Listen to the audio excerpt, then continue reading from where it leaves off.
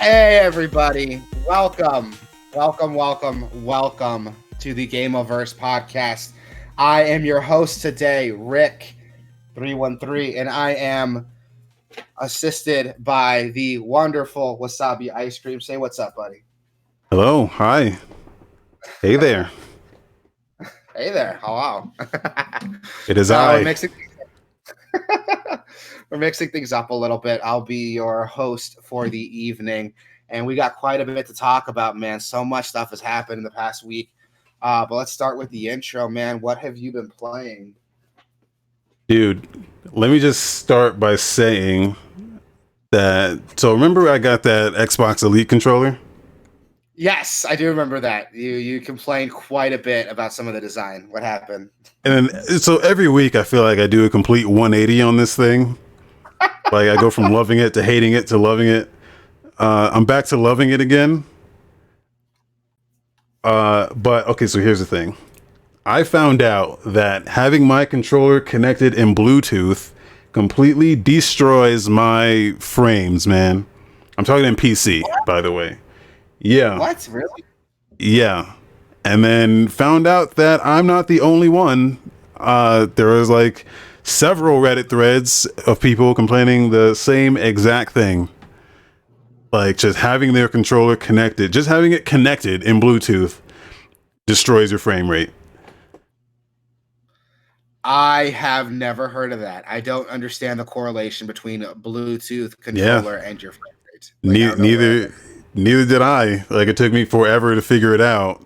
So what I tried to do was Microsoft has an official wireless receiver for Xbox controllers, but here's the thing about that.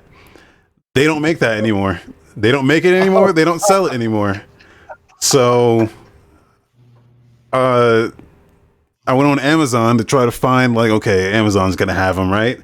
They sell them, but every single one they sell is used. So there's just comments after comments about all these 3 to 1 star comments. So yeah, dude, mine came in a paper bag, and I'm pretty sure it's not even the official thing. Like what? So Son of a bitch. That's frustrating. I'm close enough to my PC that I use my Xbox Elite controllers. By the way, it's a Gen 1. Yeah. I have it wired, and I've never had any issues with it. But I guess you're far enough away that you need it wireless. And I, again, don't understand the correlation between a Bluetooth controller and your frame rate. It doesn't make sense to me. Yeah. I don't need it wireless. I just prefer no wires. I prefer not to be tethered. It's a USB slot that I can use for something else. It's the correlation between those two things don't make sense to me. I know I keep repeating myself, but yeah. Oh no. Yeah. I noticed how when I moved, I rocked back and forth in my chair, and my frame rate would go up and down. I'm like, oh, this is weird. That doesn't make any sense. That's like if I stub my toe and got a stomach ache. Where's the connection there? Yeah. But okay, so here's what brought me back into loving this controller though. Remember, okay. So the entire reason I bought this controller for PC was so I could map those paddles to extra functionality. But then, you find out, oh, you can't do that. You can only map them to buttons that are already on a controller. Why would you want to do that? Yeah, I remember. I found it, dude. You did. You found it. I found it. I found the tool that lets you remap everything on the controller to keyboard, to mouse, to whatever you want. You can map entire combos. If you want to hit a button and do a Hadouken, you can do that. It's called WASD. I'm gonna post it in the chat. Super powerful tool. You plug it in, it just works, man. It just works. So I love that. I'm gonna be fucking around with that so much. Yeah. It was never a huge problem for me, but now that we have that, I'm gonna be messing around with that a lot. I spent an uncomfortable amount of time tinkering with my controls. I just want my game to feel perfect. You know what I mean? You know exactly Yeah. what I mean. Like you have the same Oh mindset yeah, I do. I'm a power user, man. I like it's the same reason why I use Android over iOS. It's the reason I was using a DualShock 4 is because you can map that touchpad to anything and the Steam input. I like customizing my stuff, so to be That able to is good do to it, be able to do it with this controller is super. It's super powerful. So It's great to hear, man. I'm definitely going to be using that tool. In side news, I know I went on a bit of a tangent on Mortal Kombat last week. I finished the story, and the story is really good. Like the Aftermath DLC, a lot of people complain about it, but I like the Aftermath DLC. It kind of feels like the end of like Avengers Endgame, if you've seen that, with all the weird time travel shenanigans. My opinion on the combo system remains unchanged, though. I don't like the way the game plays. I still feel like, and I played Mortal Kombat X like right after I played 11, and I still feel like Mortal Kombat X has the better combo system and the better controls. Just I 11 never feels really weird. I never liked Mortal Kombat combat. I don't hate it. I mean, if we're talking like in all seriousness, I am a Street Fighter fan. Like that's where my love for fighting games like originates from, is from Street Fighter. And controversial opinion here, but I will argue that Mortal Kombat is Street Fighter for people who aren't good at Street Fighter. There, I said it. Oof, oof. It's an easy game to get into, man. I mean, Mortal Kombat's not that hard. A lot of the controls are really easy to pull off. There's a reason your fucking X-ray move, which is like your ultra combo, Nah, is dude. pushing. I would argue that Mortal Kombat. I mean, both games. If you go online and you fight someone who knows their stuff, man, you're getting embarrassed. Like, there's no like at least like if you're bad at Street Fighter, you're going to be bad at Mortal Kombat, right? It depends on what you're bad at, though. Here's my argument for that. In Street Fighter, let's say you want to pull off your ultra combo, your super move. You got to put in this input that's different for every character. It's like a double quarter circle, and then all three punches, or a double quarter circle back, or a double like Shoryuken input. With Mortal Kombat, all you got to do is push the left and right trigger. Yeah. And you could do Okay. a combo, push left and right trigger, and then boom, you got your super out there. I just feel like the timing windows in Mortal Kombat are like there's a lot of pauses. Maybe I'm wrong. I don't know shit about. You're not wrong. You're not wrong. Mortal Kombat has a very like dialed in combo system. Like the game shows like here's some preset combos with preset button inputs. Now, if you're good, you can kind of like cancel in and out of some of those moves. They have a lot of the cool features they have that lets you combo in and out a lot. It lets you cancel in and out a lot of those combos. But what I don't like about Mortal Kombat 11, and I see your comment, Joker, and I'm going to go into this why I don't like Mortal Kombat 11's combo system, is that it's an all or nothing combo system. So if you have like a four, like again, like I think I used this example last week. Like I think Liu Kang has this combo that's like 4 hits. It's like square, triangle, square, triangle. It's really easy to do. But you're either doing all of it or none of it.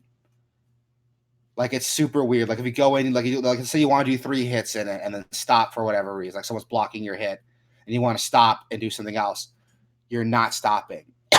You are either doing the first hit, I think it's the second hit too, but you're not doing 3. You know what I mean? Like you have to do the whole thing, Right.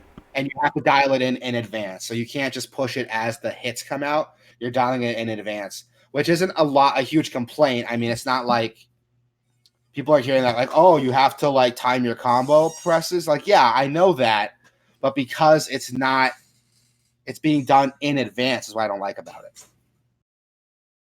And yeah, characters do have a lot of really powerful combos, but I feel like it was more expressive and it flowed a little bit more freely in X than it does in 11. I'm kind of stuck with what the game wants me to do. With MKX, I have more control over it. I can kind of control when to stop my combo, when to keep going. I have more windows for cancels, stuff like that. There's a lot of things I love about it. Don't get me wrong. I think the endless tower mode is pretty cool. How every like day, every couple hours is a different like set of towers you can do. that give you all these cool little perks. They have these cool gimmicks to them. I think that's cool. It's a cool way to keep playing. I know last week I was bitching about like the gear system, but I kind of like it now because I do like being able to customize my character. I do like having a preset skin, but it's cool being able to customize your character. And when you play through a tower and you get a new piece of gear for your character, see what it looks like for them. That's really cool. I like playing around with that. And the fact that it has no bearing on like rank matches, if you're getting these augments to level up your abilities, is really cool. The story's good too, so I'm a bit lighter on it, but I still feel like MKX played better than 11, even though 11 has some really cool features that MKX didn't have. All right, so you did a 180 on MK11. Not a total 180. Let's say a 90.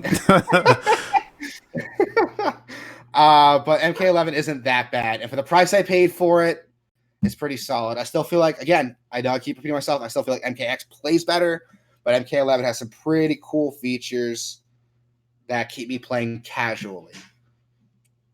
I'm probably not going to take that game online, though. I'll probably mostly be playing Tower. All right. Joker said MKX looks more grim. Yes, it does. The violent game about literally killing your opponent, I think should be a little grim.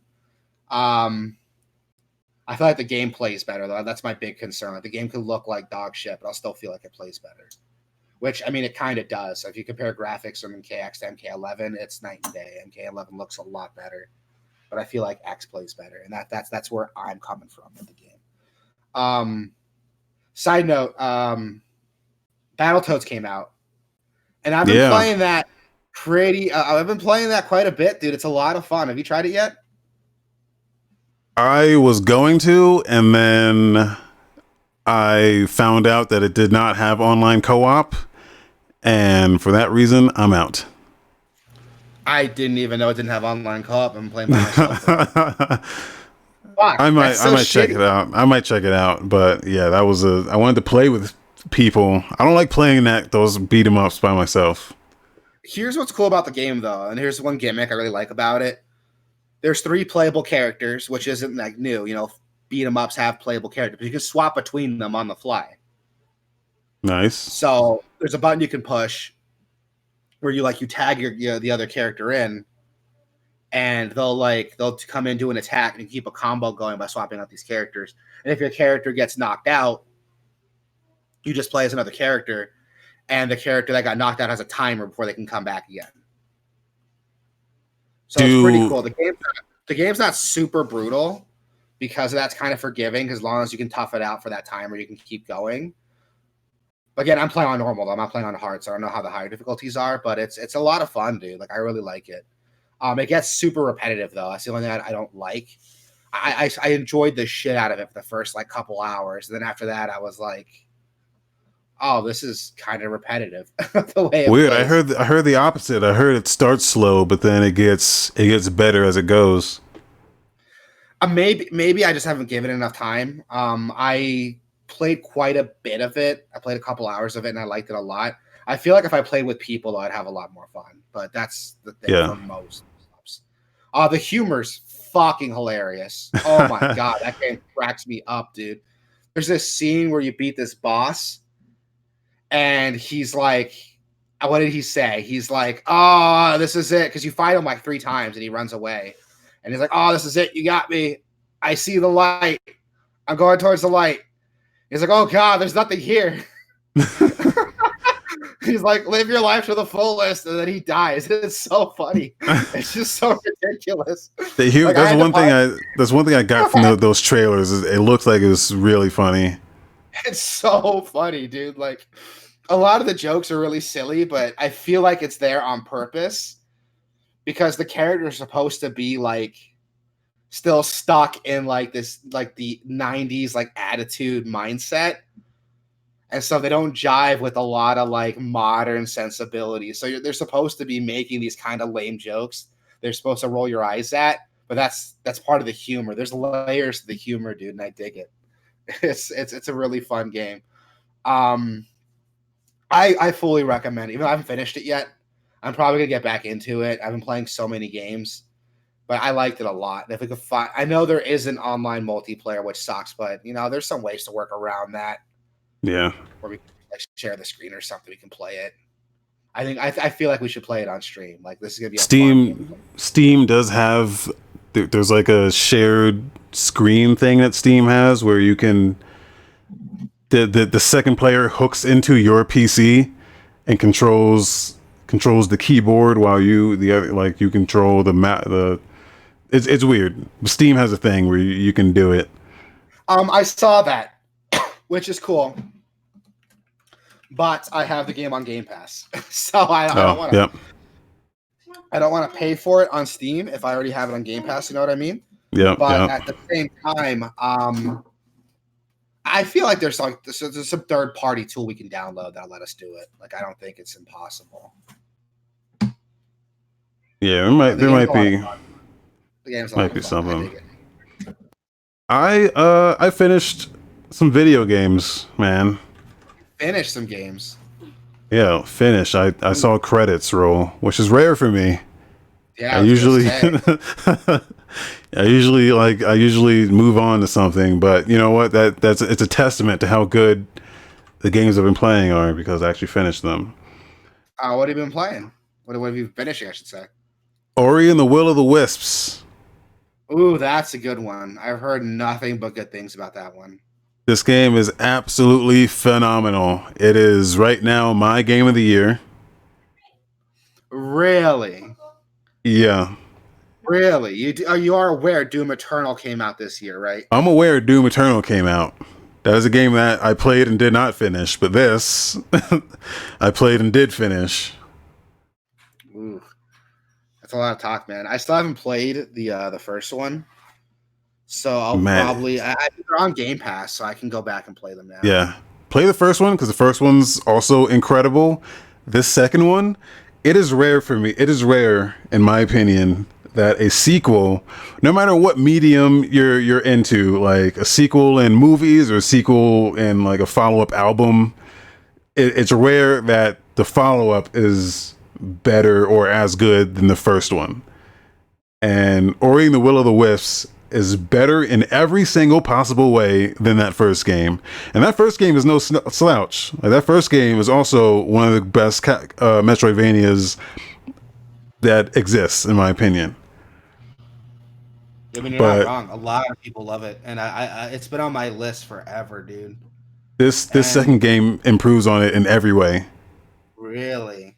Yeah. Should I added the first one, go right to the sequel, or should I still play the first so I could appreciate the improvements in the sequel? No, you play the first one because the story continues right where that left off. Okay. So, but and boy, do they nail the ending? They stick that landing so good. Oh yeah. And the story is not it's not in your face about it. Like Joker was in here the other day in the chat and he was like, "Man, what's the story about this?" And I was like, like I don't really know the full story, but it really doesn't matter because the story is great. The story that's there, fantastic, but it's not in your face about it. Like it's all about the gameplay, man. This is the best controlling platformer ever, dude, ever. Oof. Like, so you recommend it then? You definitely recommend it. Oh, absolutely, absolutely. Like it's incredible. I will check it out. It's on Game Pass. The first one and the sequel, they're both on Game Pass. So I can't wait to check them out. Storm Shadow in the chat. What's up, dude? Anyone who's listened to this later, we do this live on twitch.tv/Gameoverse. So get in there. We're also on YouTube. Check us out on YouTube too. Also on YouTube, but fuck YouTube. let me just be like honest here real quick. Like nobody watches YouTube live streams. I mean, people do, but they don't watch. I guess they just don't watch us, which is fine. I'm salty about it. Yeah, but now he ditched YouTube. He didn't ditch YouTube, not fully at least. He's in here though. But I hear what you mean. It's good to have it there for the people who do watch on YouTube. I know, man. It sounds like we've both been playing quite a bit then. I'm still playing Remnant. with my brother. It's a lot more fun than I thought it was going to be. I'm probably going to be buying the expansions and stuff, which will be the first thing I've bought on the Epic Store because I refuse to buy anything on the Epic Store. But seeing as I got the game for free, I think I'll just buy the expansion separate. I have that game, so we can play that if you're playing it. Dope, I'm down. AJ, I'm playing through it right now. It's a lot of fun. AJ underscore Dab East in the house. What's up? That's a new face. Haven't seen you before. Okay, so the other game I finished was Ghost of Tsushima.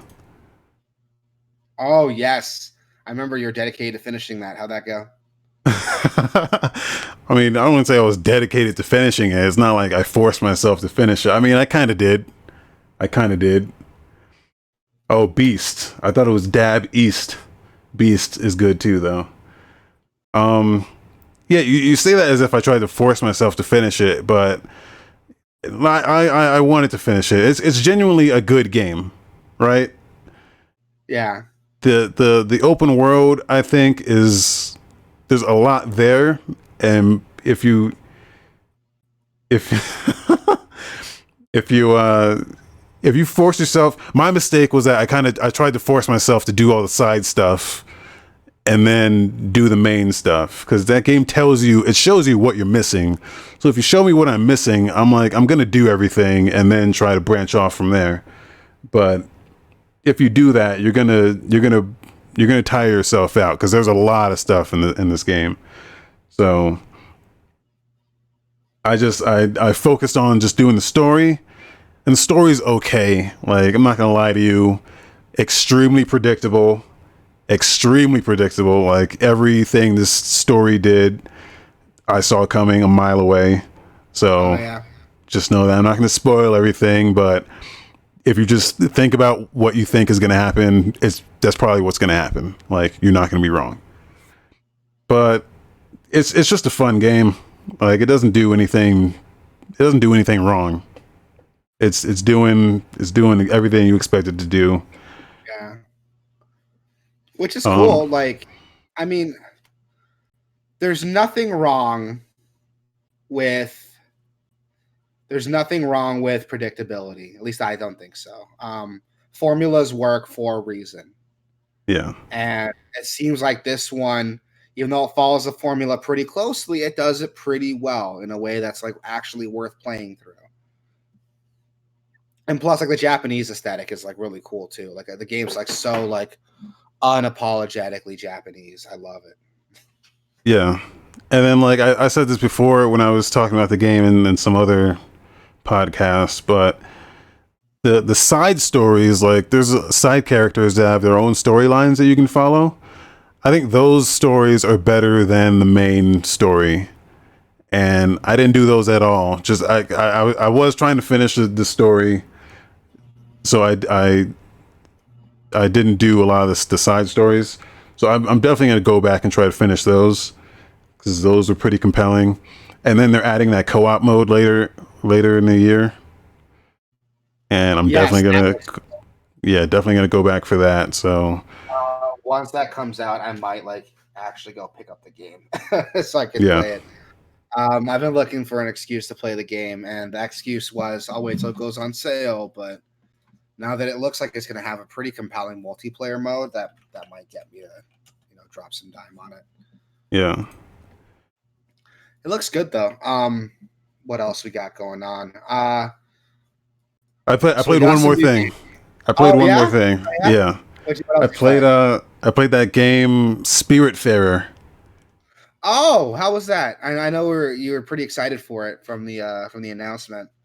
Yeah, so I hate when this happens, when you see a game announced on some platform's thing. Like, Sony announces a game and you're like, oh shit, that looks awesome, I wish I had a PS4, and then you find out, oh, it's on everything. They just didn't tell you that. Yeah. They showed this on Nintendo's thing twice, and I was like, oh fuck, it's too bad my Switch is busted, because I really want to check this out. And then it's on Game Pass, and it's on everything. It's on Game Pass? It's on Oh Game shit! Pass, dude. So I grabbed it on Game Pass, and man, what they don't tell you about this game is that uh, it's it's a it's a simulation. It's a management sim. Yeah, I remember. It's a management sim, but the gimmick is like You're you're you're running like a ferry yeah, from you're the Karen, you're the ferryman yeah. delivering souls across the river Styx, something like that. But even like with the kind of grim thing that's it's based on, it's not really. It's a very like happy game. It's not. They don't bring you down at all. It's very very positive, very bright and colorful. The animations are great and everything kind of snap. Everything has a move to it. Everything kind of flows, and I really like that. Um, Yeah, which is I liked it too. I mean, we both saw the announcement and we were both like pretty into it. Like I like the twist, that like you said, your Karen, I don't know how it's pronounced, spiriting beings to the afterlife, but it's not in like a grim way. It's really nice, bright, bubbly. It looks like a Cartoon Network like cartoon. yeah, And I or love like it. I a was all about it. Studio Ghibli movie. Like, Yeah, dude, I was all about it. And I'm glad like you're playing it. Like, do you like it a lot? Like, you think it's worth picking up and checking out? here's the thing. Okay. I like it. I enjoyed what I played of it so far, but I'm not really into management games, man. I'm not into like everyone has like a happiness meter and you got to cook them food and make them happy and build houses for them and water your crops and do all this kind of stuff. I had no idea how much management was in this game until like you get into it and it's like, "Oh, this is what this game is?" Like I thought it was more of like an action like platformer. And it's very much not that. But it's like it's great though. Like I haven't played enough of it. I'll say that. I only played about like 2 hours. So I'm definitely gonna play more of it to see where else it goes. But yeah, there's a lot of management in there, a lot of resource gathering and crafting and building houses and stuff for your spirits. Um, yeah, it's that kind of game, and I didn't know it was that going in, but Yeah. I mean, like that's totally fine. I mean, if you're not into those types of games, you're not into those types of games. But I feel like, if someone was into it, it'd be worth checking out. I mean, it was enough. It was interesting enough that even though it's not like my cup of tea, your cup of tea, we're both still interested in it to check it out. yeah, yeah, and it's on Game Pass. So if you got Game Pass, $5 a month on PC, check it out. Can't go wrong. Which, yeah, I cannot plug Game Pass enough. It took me forever to finally make the plunge to it, but I'm glad I did, dude. And the guys in chat were talking about the Nintendo Switch emulator. I did end up Yes. checking that out because my Switch is busted, as I said. I did end up checking that out. Here's the thing about the emulator: you need a Switch. You need a Switch. You need a hacked Switch to get that emulator to work. It uses you pretty much dump the system from your Switch. You're pretty much emulating your personal Switch. So you hack your Switch, dump all your system files, and then copy it into that emulator, and that's how you make it work. So if you don't have a Switch, you cannot run that emulator. Luckily, I pre-dumped my files, so I already had those on my SD card. So I was able to get it to work, and it kind of works. Like it's not great. It's not great. There's only like they only focus on getting the big games to work. So if you have anything like I couldn't get Cadence of Hyrule to run well, like that game is not very demanding, but like Mario Odyssey and like Breath of the Wild work perfectly. So it's like that kind of shit. I don't know, or maybe I just have to mess around with it a bit more.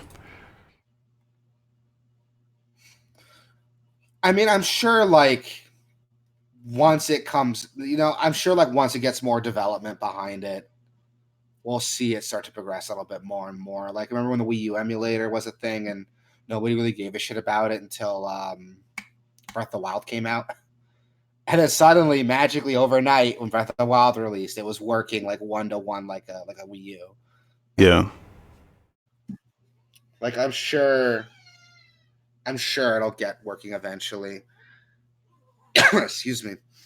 I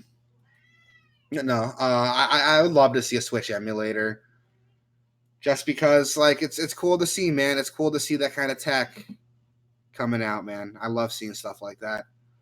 Yeah. Anything else you've been playing? I think that's it. Yeah. Right on, man. I loaded up Fall Guys. I loaded up Fall Guys last night, played one match and won. And then I turned it off. So that's it. I played quite a bit of it after the stream we did because it was a lot of fun, but it does get really repetitive, man. They need to add more games or at least like change up like what comes out. Joker, we already went over Ori earlier. Yeah. Wasabi loves it. Wasabi was blowing that game for like a good 5 minutes straight. Game of the year.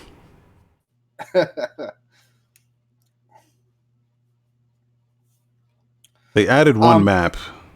Yeah, they added one map, which is cool. Don't get me wrong. It's cool to see a new game or a new map come out that quickly. But if you play the game enough times, it's really easy to memorize like the layouts of the games are already like playing. Because I feel like they need to better randomize them. I'm getting a lot of the same games over and over again. Which might be like, I might be complaining too much because it's a small indie team doing this. I might be complaining too much about it. Yeah, small indie team. They added one map and like a bunch of costumes. So I mean, they know where the money is getting made. Just saying. Yeah. Also, to get a full costume, you need to buy the top and the bottom separately. So there's that too. Yeah. Oh, the top and bottom, and if there's a color for it, you got to buy like the character color too. Yeah. But the game's fun. I mean, I like it. I'm probably gonna get back into it after like a couple months if they keep updating it more. It might be worth going back into. But right now, I've memorized most of the maps, and it's not as fun. What else we got? So DC Fandom did a ton of announcements on all kinds of movies and games. We're just gonna go over the games today. They announced Gotham Knights, yes, which is an open world action RPG developed by W Games Montreal, the same team that made Arkham Origins, not Arkham City, Arkham Asylum, but Origins, the least popular one, for being honest. But the big gimmick of the game is 4-player. It has 4 playable characters. Well, it's not 4-player. It has 4 characters, and the game can be played either solo or with one other person. Yeah. And but it looks pretty cool. Like, I think I might be into it. What do you think? I like it. It definitely looks better than the Avengers. It looks better than the Avengers, but it also looks like the same game, like structurally. Just about to say it's doing a lot of the same things. It looks like the Avengers game with the same like games as a service, like live model. But I will argue it has better. It looks like it has better combat. Oh, definitely. But see, that's the thing. So here's what I was saying when like I saw this, which is when you do a game like this where you can kind of just play as multiple different characters, and they have to build the game around that. Like, especially with it being multiplayer, like you can play it solo, but it's built around, hey, you can play this with multiplayer too. So I'm thinking the way it works is same way Avengers works is you have to everyone has to have a ranged attack. Everyone has to have the equivalent of what a zip line would be. Everyone has to essentially be the same character, even though they're different characters, they have a different tool set. Everyone's essentially like in Avengers, Black Widow has guns, like that's her range attack. But if you play Miss Marvel, she doesn't have guns. She just stretches, and that's her range attack. She just stretches her arms real far, and that's her range attack. And I think that's kind of like, it kind of, yeah, it's like visually different, but it's essentially the same thing. And I'm hoping this game doesn't fall into that trap where like, yeah, visually we're different, but like technically we're all the same because we can all do the same stuff. I'm glad you brought that up because the other Batman Arkham games had multiple playable characters. Yeah. And even though they had a lot of similar gameplay mechanics, so they had to have a way to like zip line to things. They had to have a way to how can I word? They had to have a way to like stealth take down people. It was different for each character. And a lot of their attacks like played out different. I'm trying to think of like the most recent one. Batman Arkham City is a perfect example. You know, there are missions where you play as Catwoman. And the game is open world for those sections. Yeah. So, like, how does Catwoman get around the city? She can't fly. You know, she doesn't have a cape like Batman does. Oh, simple. She pounces from rooftop to rooftop. You know, like a cat does. Yeah. Like in this, even they show in this like Batgirl, she has a zip line, but Robin can just like do like a teleport. Like he has like a Dishonored like teleport where you can just jump on the stuff. So like it maps the abilities to different characters, but they're all kind of the same. Also, Hamtaro said the Avengers is like queue up in a group where the map loads, and this looks like you just jump in the entire map. The entire map is there at any time. I don't think so. I don't think they haven't shown much of this, but from what they've shown, they've only shown this. But I'm willing to bet there's going to be like a selection where you're selecting missions. I'm not sure. They've only shown this. A lot that I don't know about it, but there's enough of it there to be interesting. I highly doubt you're just walking into this and like the map is there and you're just walking. Like I highly doubt that. Yeah, me too, and that's why like there's enough of it there for me to like be interested without completely dismissing it. You know what I mean? Yeah. It wasn't like Avengers where I saw it and from the beginning I was like, this doesn't look that interesting. Yeah. I don't like being negative about games, but you know, you can tell sometimes. You know what I mean? You can tell. Yeah. And I feel like it's harder to tell with this one. So I'm excited to see what else they drip feed for us, and if it is good, fantastic. But we'll see what happens. The big one though that everyone's talking about, surprisingly more than Gotham Knights, is a Suicide Squad game. Yeah. Which is another open world game with 4 playable characters. But the gimmick is you're playing as a Suicide Squad. And this is developed by Rocksteady, the team that did the Arkham game. So this is their A team working on this. Yeah, I think the important thing to note as well is that Gotham Knights is not a part of the Arkham trilogy. Yes. Like it's its own separate thing. The Suicide Squad is a part of that. So, which confused the hell out of me because I'm like, how are they going to have 2 Arkham games come out? But I was like, oh, they're not. Suicide Squad is the only one. The one that looks less like an Arkham game is the only one that's actually in the Arkham universe, which is funny to me. Yeah. The trailer we saw had 0 gameplay. It was more like a cinematic trailer, but it was a lot of fun. Like it was really cool seeing the characters talk with each other. Harley Quinn, I'm going to nerd out a little bit, is voiced by Tara Strong. Nice. Okay. The character's inception in the original Batman animated series, so I'm really excited to see that. I love when they bring back actors like that. That's what I love about the Batman Arkham games, is that Mark Hamill voiced Joker like in the original cartoon, and God damn, I forgot his name. Voiced Batman. Oh God, I'm drawing a blank. This is gonna piss people off. I know there's a lot of fans who are like, I forget. Fuck yeah, Batman's voice actor, Kevin Conroy, who does Batman and everything. So it's cool to see Tara Strong coming back. I was getting a lot of really fun vibes from the game. Hamtaro said that he was getting Sunset Overdrive vibes from the trailer. I 100% agree with that.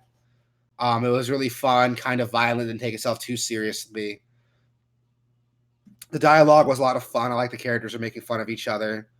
Like Deadshot is such like a deadpan, like serious character, and people were making fun of him for being like so serious, and I love that.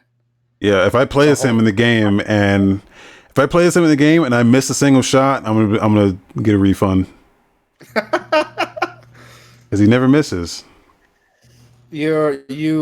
I saw that joke so much in the fucking comments. I'm like, fucking cat. A cat knocked over a box. Now she's scared. No, the game looks really interesting just from the gameplay trailer.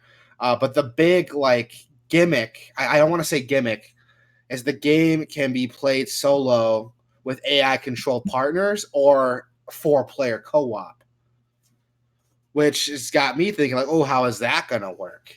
An open world 4-player co-op game where you're playing as 4 separate characters. Like I assume they're all gonna have like different abilities.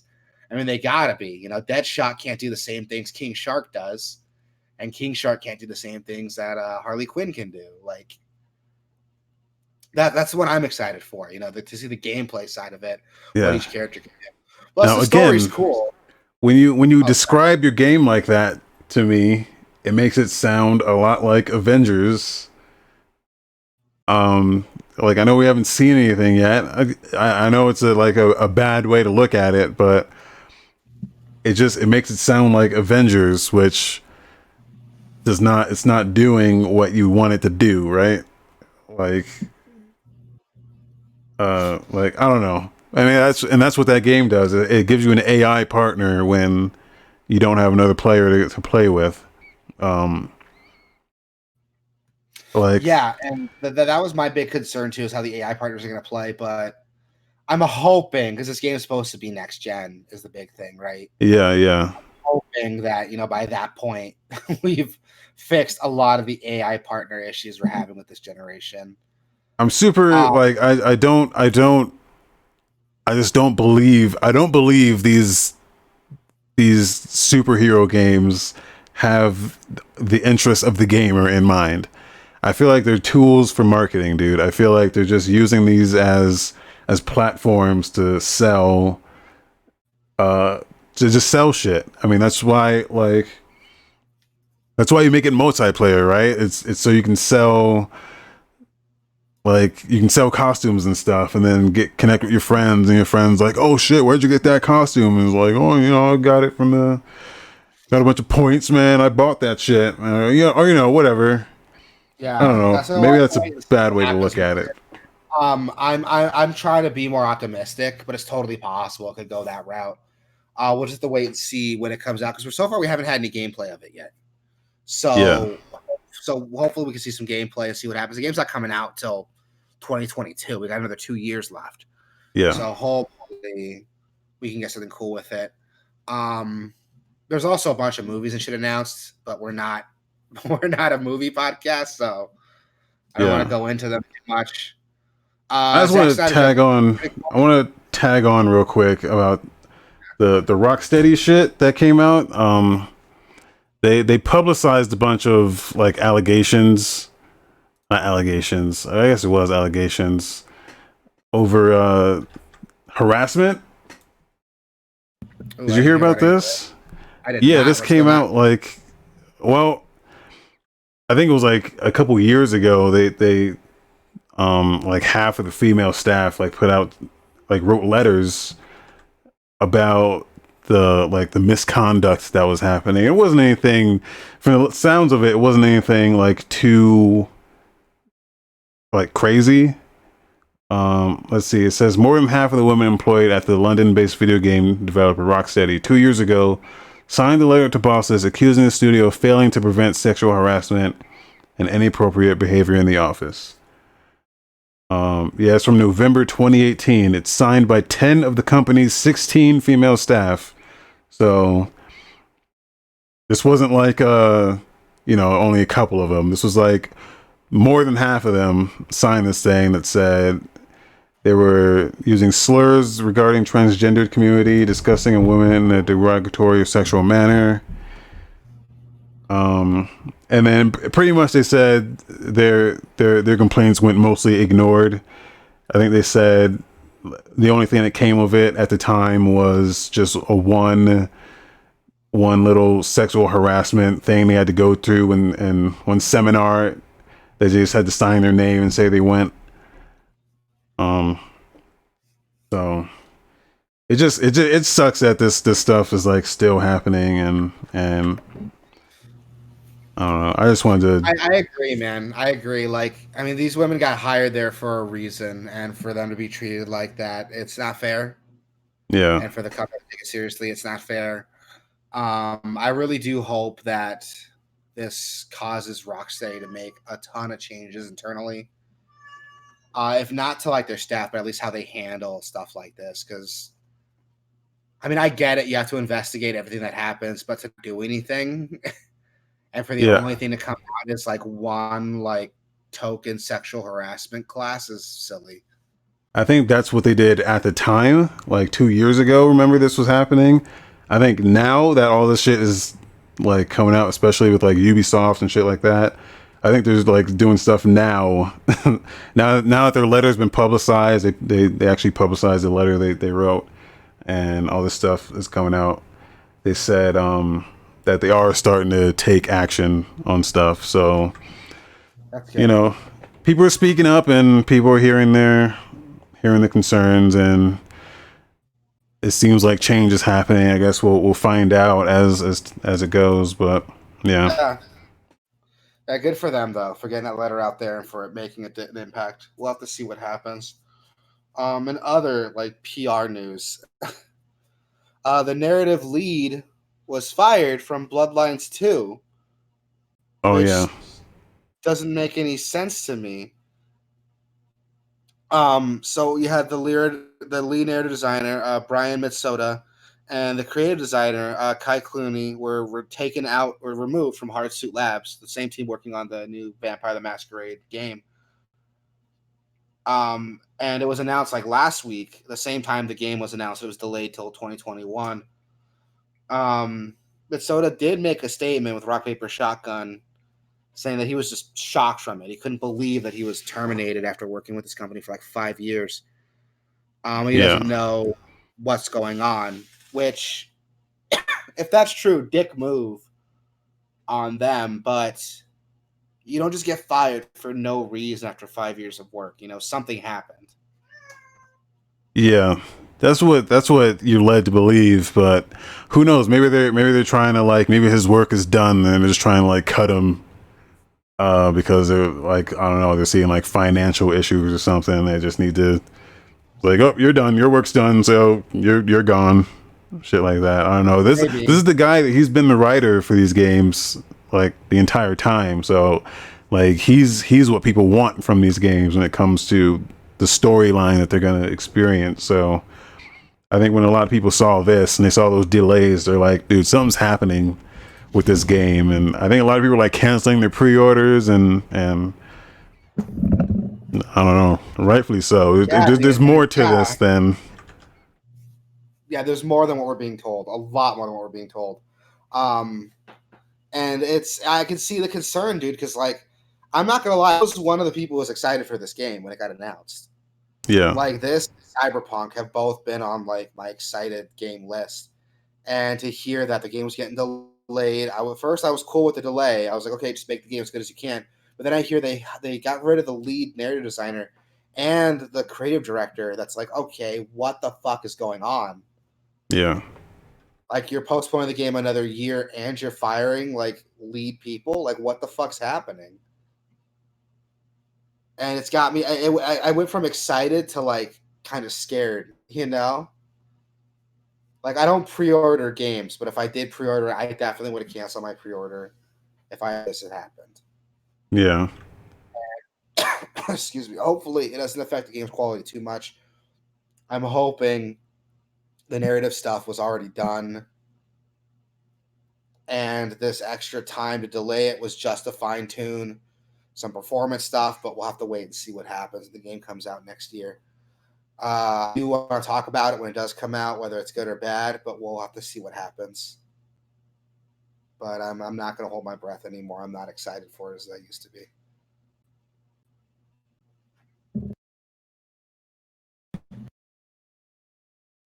Moving on, we have in some more PR news, a Facebook account is now required for Oculus headsets.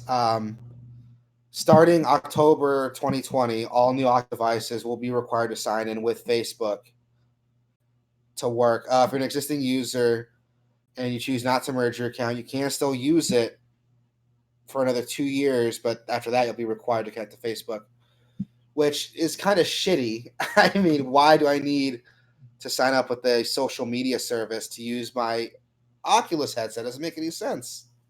Yeah. And I think they told people that they would not do this. Yeah, I remember when Facebook bought Oculus, the first thing they're like, "Oh, we're not gonna stop being crazy. We're not gonna make you sign up for Facebook." And then, sure enough, Yeah. like what, 2 years, 3 years later, here they are doing it. So yeah, again, people are very upset about this, as they should be, returning, like getting refunds for their Oculus headsets. And I mean, shit, dude, yeah, I would, like, if I was playing games on Steam and I was using my Oculus headset to play them, what the fuck does Facebook need to connect to it for? It doesn't make sense. yeah, they put out this whole post, and here's what they said: what social features does Facebook provide in VR? Chats, chat with friends in or out of the headset. Quickly hop into games together. User and developer created events, organized tournaments or multiplayer. Live streaming. Here's what I don't understand. When you're in VR, what what game are you playing where there's a tournament you're organizing, or Exactly. chat I can understand, but even then, like, yeah, if you're playing the game on Steam, let's say, you're running a Steam game on it. Steam has its own built-in chat already. And yeah, even then, most people just opt to use Discord for chat. I don't know how well Discord works in VR, but a lot of people just opt to use Discord. And that's the point of PC gaming, is having the choice to kind of play how you want. And for Facebook to take that away and make you use Facebook for their headset, it's ridiculous. I don't want to buy like some VR porn game and have my mom see that's what I'm playing when she logs into Facebook. Like, it's ridiculous. They also go into like what information they're gathering, the VR apps you use, so you can recommend new apps, your Facebook friend list, or so advertisers can target you better. yeah. Your photos and related content like captions, likes, and comments. If you share photos from VR to Facebook, I haven't been in the VR space a while, so I don't know how people are using it now. But this seems like when I see this, I'm like, who's taking pictures in VR? Like, I know there's like a lot of like VR artists that do stuff in VR, but that's a very like niche thing, I feel like. Um,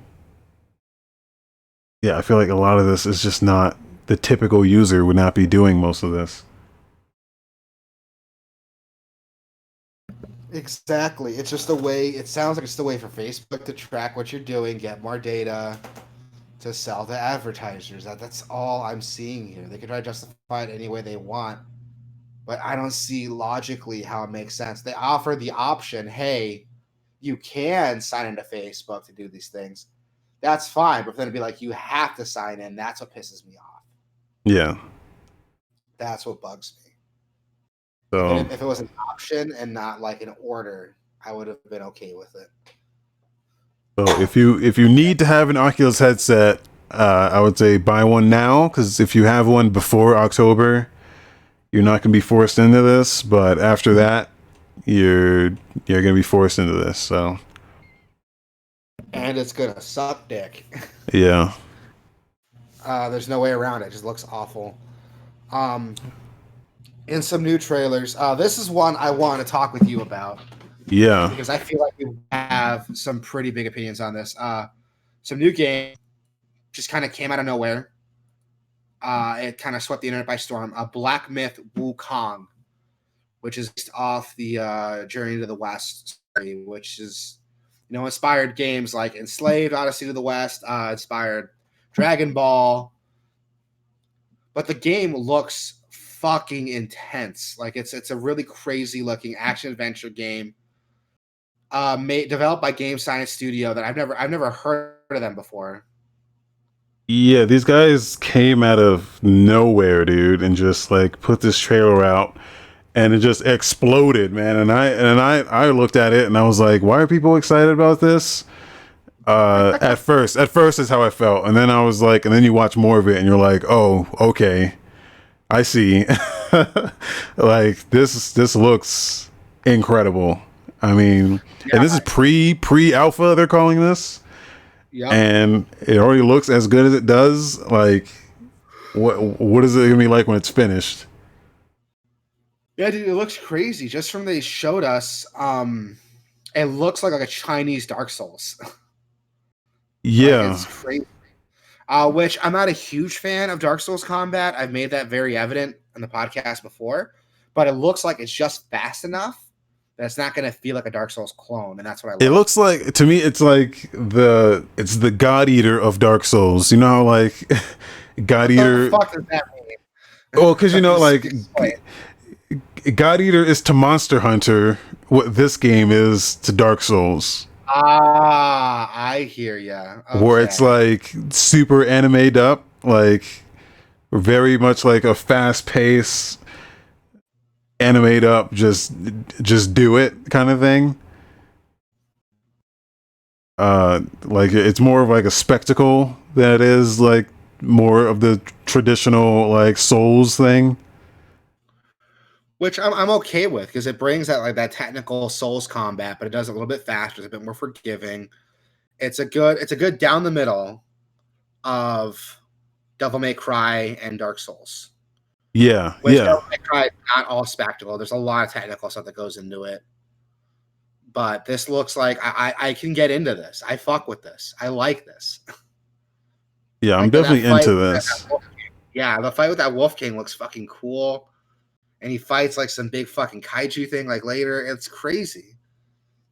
Even just like the graphical effects I was noticing, like in this fight with the wolf guy, the fire from his flail is like you can see like the lighting effects coming off of it and like shining in the foliage and stuff like that. Like the dynamic lighting, like this doesn't look like this looks like this must be running on PC, because I don't think this is not current gen console. Yeah, it looks next gen. Yeah, this is next gen console or like PC.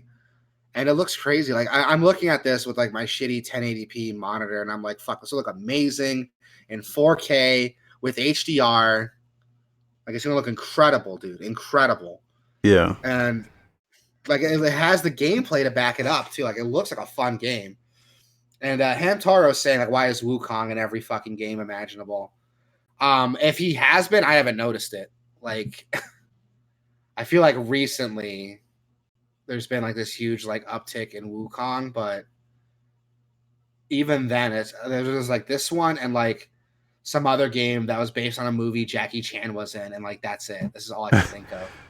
The only time I've seen Wukong in a game was Smite, but that's a game that's based on like mythological heroes, so and creatures and shit like that. So yeah. God, this looks. I could see why. I was in the same camp when I first like heard about it. I was like, why is this Dark Souls clone like getting so much attention? And then Yeah. I looked at it, oh shit, it's more than a Dark Souls clone. This looks incredible. Yeah.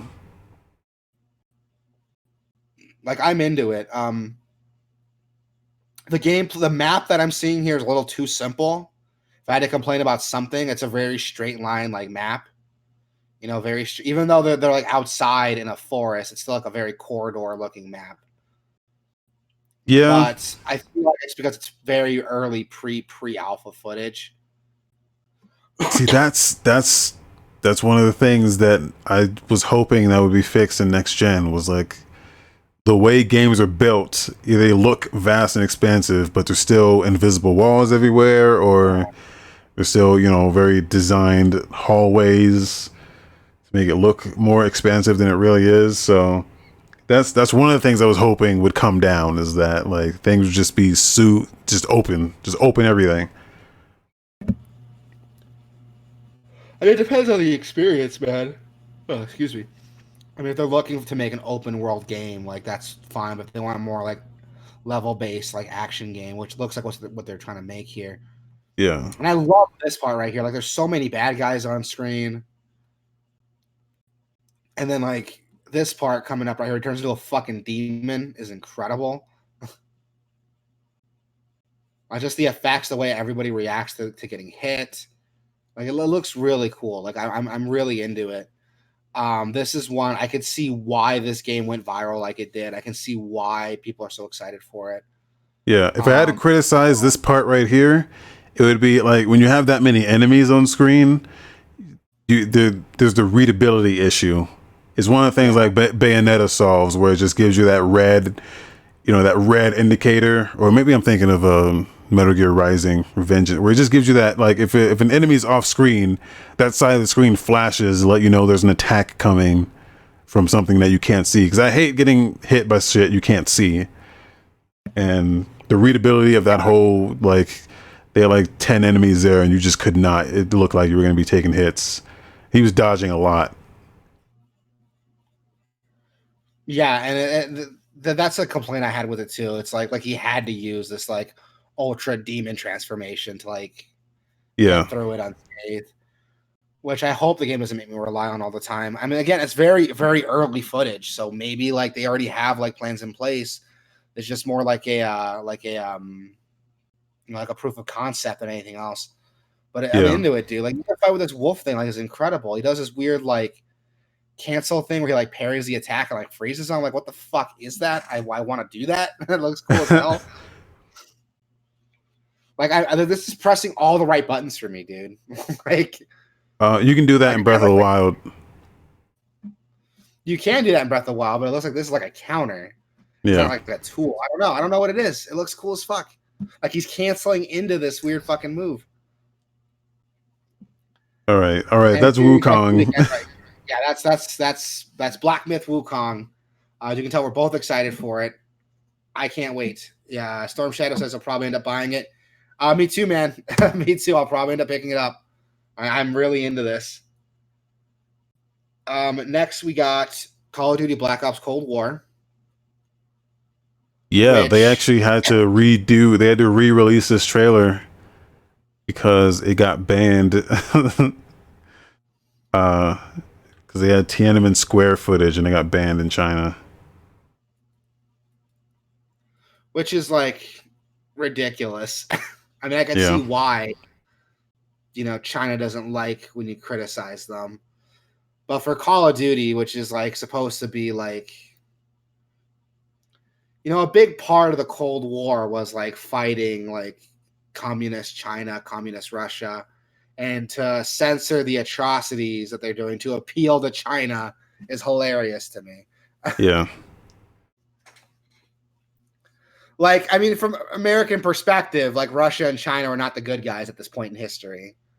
So how is that going to work? Just taking out Tiananmen Square if this game comes out in China, like how is that going to work? You know what I mean? Like, what are they going to do to make? That's what I'm more interested in. Like, what they're going to be taking out to make this game like work in China. Yeah, We'll I don't. Also, like, this trailer doesn't really say anything. No, not at all.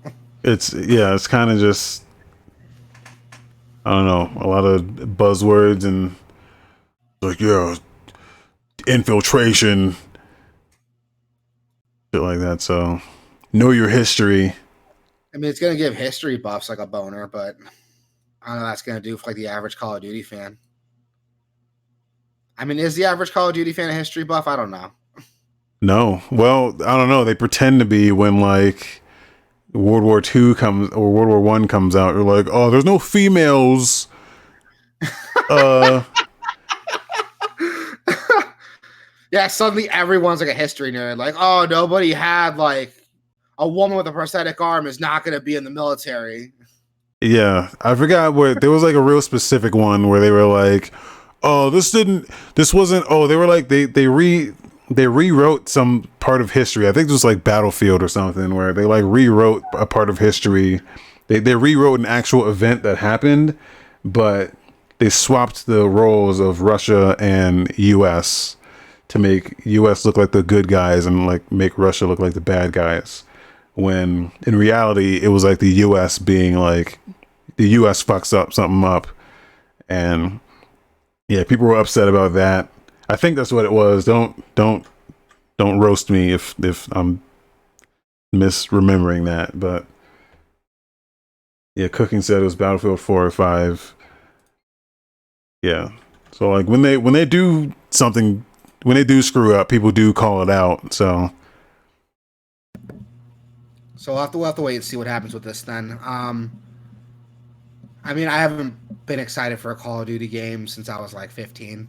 So, yeah. like, it's a game that's going to come out. I'm not going to play it. The Call of Duty fans Um will like it. That's good for them if the they like the it. last one I played was Infinite, and that one was like really good. It was a change of pace. It was super different from what they had been doing up to that point.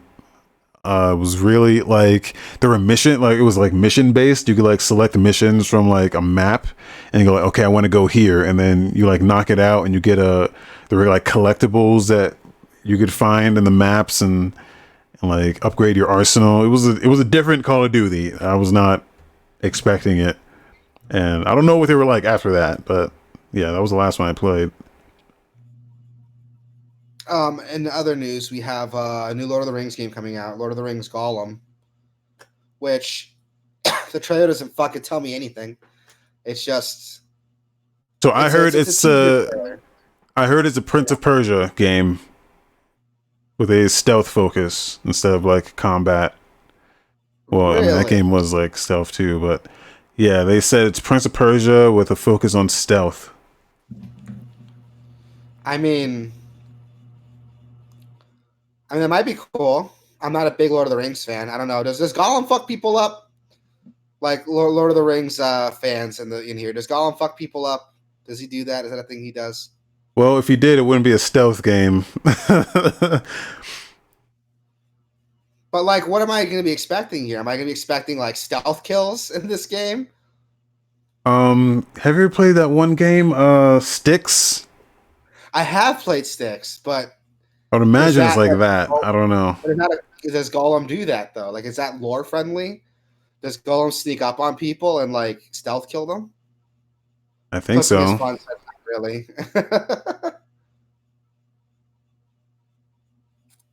Yeah, cooking is fun says not really. I mean, maybe it'll be cool. I don't know. I am not a Lord of the Rings fan at all. I've never read the books. I never seen the movies. Okay, he used the ring to kill, is what Cooking is Fun says. Doesn't the ring make you invisible? Like, what does the ring do to kill? Like, how does the ring kill people? Well, there's different rings, but yeah. I thought it was one ring. You know, the one ring to rule them all was like the big tagline, right? Well, I think at that point there was one ring. You know what? I'm gonna stop talking because I don't know shit about Lord of the Rings. I thought there were multiple rings at a point, and then but it got down to one. Okay, Cooking is Fun says the ring makes you invisible, and that was the ring that Golem found, right? Like that's the ring that he got, and then Bilbo got it, and then Elijah Wood's character found it in the Lord of the Rings movies. Yeah, there were Or he other could have rings. gotten it. There are other rings. Okay. It's called Lord of the Rings. See, I'm not a Lord of the Rings fan. Like I want to get into them. I probably will eventually. but there's a lot of nerd shit I'm into. Lord of the Rings is not one of them because I never. I've Gave it even the proper seen those chance. movies, man. Everything walks in that movie, man. There's nothing but walking. Even the trees Oh, walk. all right, you stole that from Clerks, but I'll give you a pass.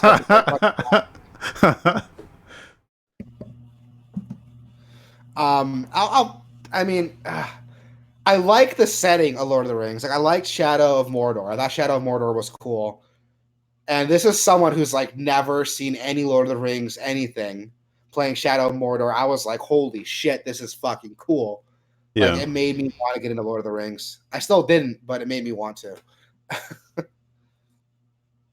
Moving on from that before I embarrass myself any further. We have a Borderlands 3 DLC. Psycho Krieg and the Fantastic Fuster Cluck. So the thing about this game is that the story sucks, but the gameplay is all right. Like, the gameplay is what you want out of a Borderlands game. Like, it doesn't really do anything. I will say it has the most variety. Like, the loot is kind of set. The loot is satisfying. That's the best. Like, it has the best loot out of any of these games. So, like, playing it is actually fun. But the story sucks. And I heard the DLC. The DLC improves on like the story stuff. Like, it's better. It's a lot better. I haven't tried them yet. Actually, with this, I might get back in and give it another go. I bought this game when it came out, so. Oh yeah, you bought it on Epic when it came out. Yeah. So when it came out, I wanted to play it, but I was like, I'm not gonna like buy it on Epic. So I was like, I'll wait till it comes on Steam. And then it came on Steam and it was like $30, and I was still like, nah, I'm playing other games now. I don't need to play Borderlands. And I haven't picked it up yet. I'll probably wait till like all the DLC's out and they have like a complete Game of the Year edition, and then I'll play it. But Yeah. until then. The last Borderlands game I actually played to completion was Borderlands 1. I never even finished Borderlands 2, and I've tried like a million times to do it. Yeah. The hook isn't there for me, dude. I don't know what it is. Same. We got another trailer for Zoids Wild, Beast Unleashed, or Blast Unleashed, which I didn't know Zoids was still a thing. I'm being honest. Me either. I mean, it's probably still a thing in Japan because there haven't been any Voids like cartoons here in the States in forever. And there's a bunch of characters I don't fucking recognize, so it's probably from like some newer incarnation of Zoids. Which is cool, man. I like Zoids. I think Zoids are cool as shit. Like robots you can like pilot that are based off animals. That's cool as hell. Yeah. And this looks interesting. It's like a fighting game, so it kind of reminds you of like Pokken Tournament a little bit. What was Zoids? It's why is every anime fighting game this? Like an arena fighter? Yeah, like why? I mean, Dragon Ball Fighters kind of came out and broke out of that, but every single one is this, man. It's easy to make, I guess. I don't know. Which I don't understand why. You think a 2D fighter would be easier to make, but I don't know. Yeah, I mean, especially when it's based on an anime. Like, if you want that look, 2D is like how you do it, man. I don't know. I agree. Like, I think I prefer 2D fighters over. If I have to play a 3D fighter, I don't mind games like Tekken and Soul Calibur, but these like weird arena fighters, like I don't have fun with them. And I've tried on many occasions. I even try with franchises I like JoJo. I bought that JoJo Eyes of Heaven game for my PS4, and it plays like dog shit. I do not like arena fighters. And I put up with a lot of dog shit for JoJo, and that was not enough to get me into it. I mean, it looks interesting. I don't recognize any of these fucking characters. I don't recognize any of these fucking Zoids. Where's the White Liger? Well, I thought Liger was in there. Actually, yeah, this is some. I guess Zoids Wild. Zoids Wild is like that. Must be a new series. Yeah, because these Zoids are like way smaller than the other Zoids I've seen, Yeah. and these characters are riding on their backs. Where's that? Where's the character See, select screen? Hamtaro said we could have had an open world Zoids game for next gen, but we got a Switch cop out. I didn't even think of that. An open world Zoids game would be fucking awesome, dude. Oh my Boy. god, I would play the shit out of that.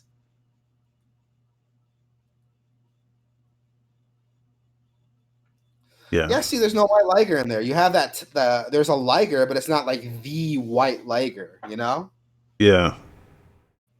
I don't know what that is, man. Is Zoid? Did they get inside of Zoids, or was it always like a Pokemon? They got inside of them, Yeah. but in this game, they're like riding on their backs. So I don't know what it is. Yeah. All right. Well, that's Zoids. That's anime bullshit hour. Not quite yet. We have another. Oh yeah. Kandagawa Jet Girls. Which well, this actually looks good though. This reminds me of like Sonic Riders or something. Yeah. It's like Sonic Riders mixed with like Mario Kart Double Trouble. Yeah, I was getting like Wave Race vibes, but yeah. Like it looks crazy. There's like some mini games you can play, I guess, to unlock costumes so you can see the characters' asses better. I don't know. Yeah, But, it's got what you want. So like it looks interesting. I'm not gonna lie. It looks like it might be a fun like distraction. yeah, like this just looks fun. Like Yeah, I might grab like this. a fun. Yeah, it looks like a fun, kind of dumb. Excuse me, kind of dumb but fun distraction. And I'm into it, dude. Games need to learn to be fun. Like Yeah. it's okay if you want to tell this big story and make people feel bad and cry, but at the end of the day, man, games are better when they're fun. Games are better when they're fun. I love the end of that trailer because it's like marvelous. Yeah, I'm probably gonna grab this on Steam. Yeah, I think I would pick it up on Steam too. But we'll stream it. We'll stream it. Then I'll have to explain to my wife like what I'm playing. I'm doing it for work, baby. I swear to God.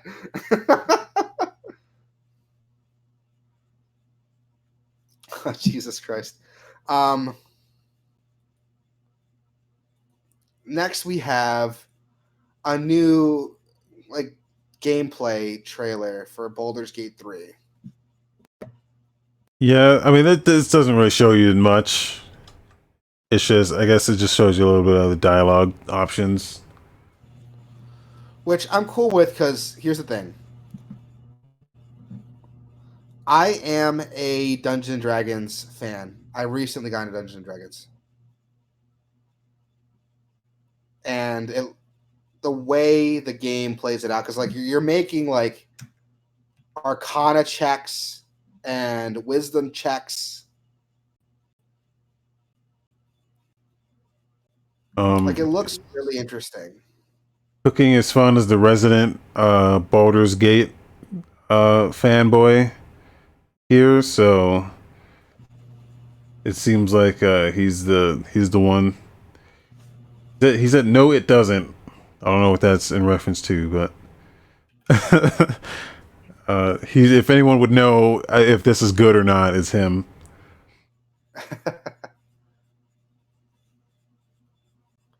Oh wow, there's like the most gameplay I've seen so far. There's dice rolls, like you can see the roll for your checks. Yeah, which I'm fine with. I think it's cool.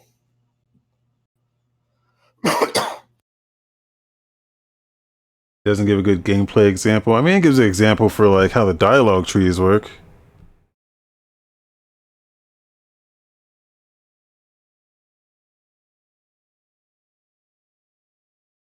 Yeah, I don't know. It looks interesting. I've never played a Baldur's Gate game. I'm not the biggest Now Yoshi Me. Thanks for accidentally hitting the follow button. Nothing's gonna pop off here, but thank you. Yeah, this looks interesting. I don't know too much about Baldur's Gate. I'm gonna admit that, but an intellect devourer. Should I turn up some of this volume so you can hear it? Our freedom is ours, friend. The creature pauses, listening.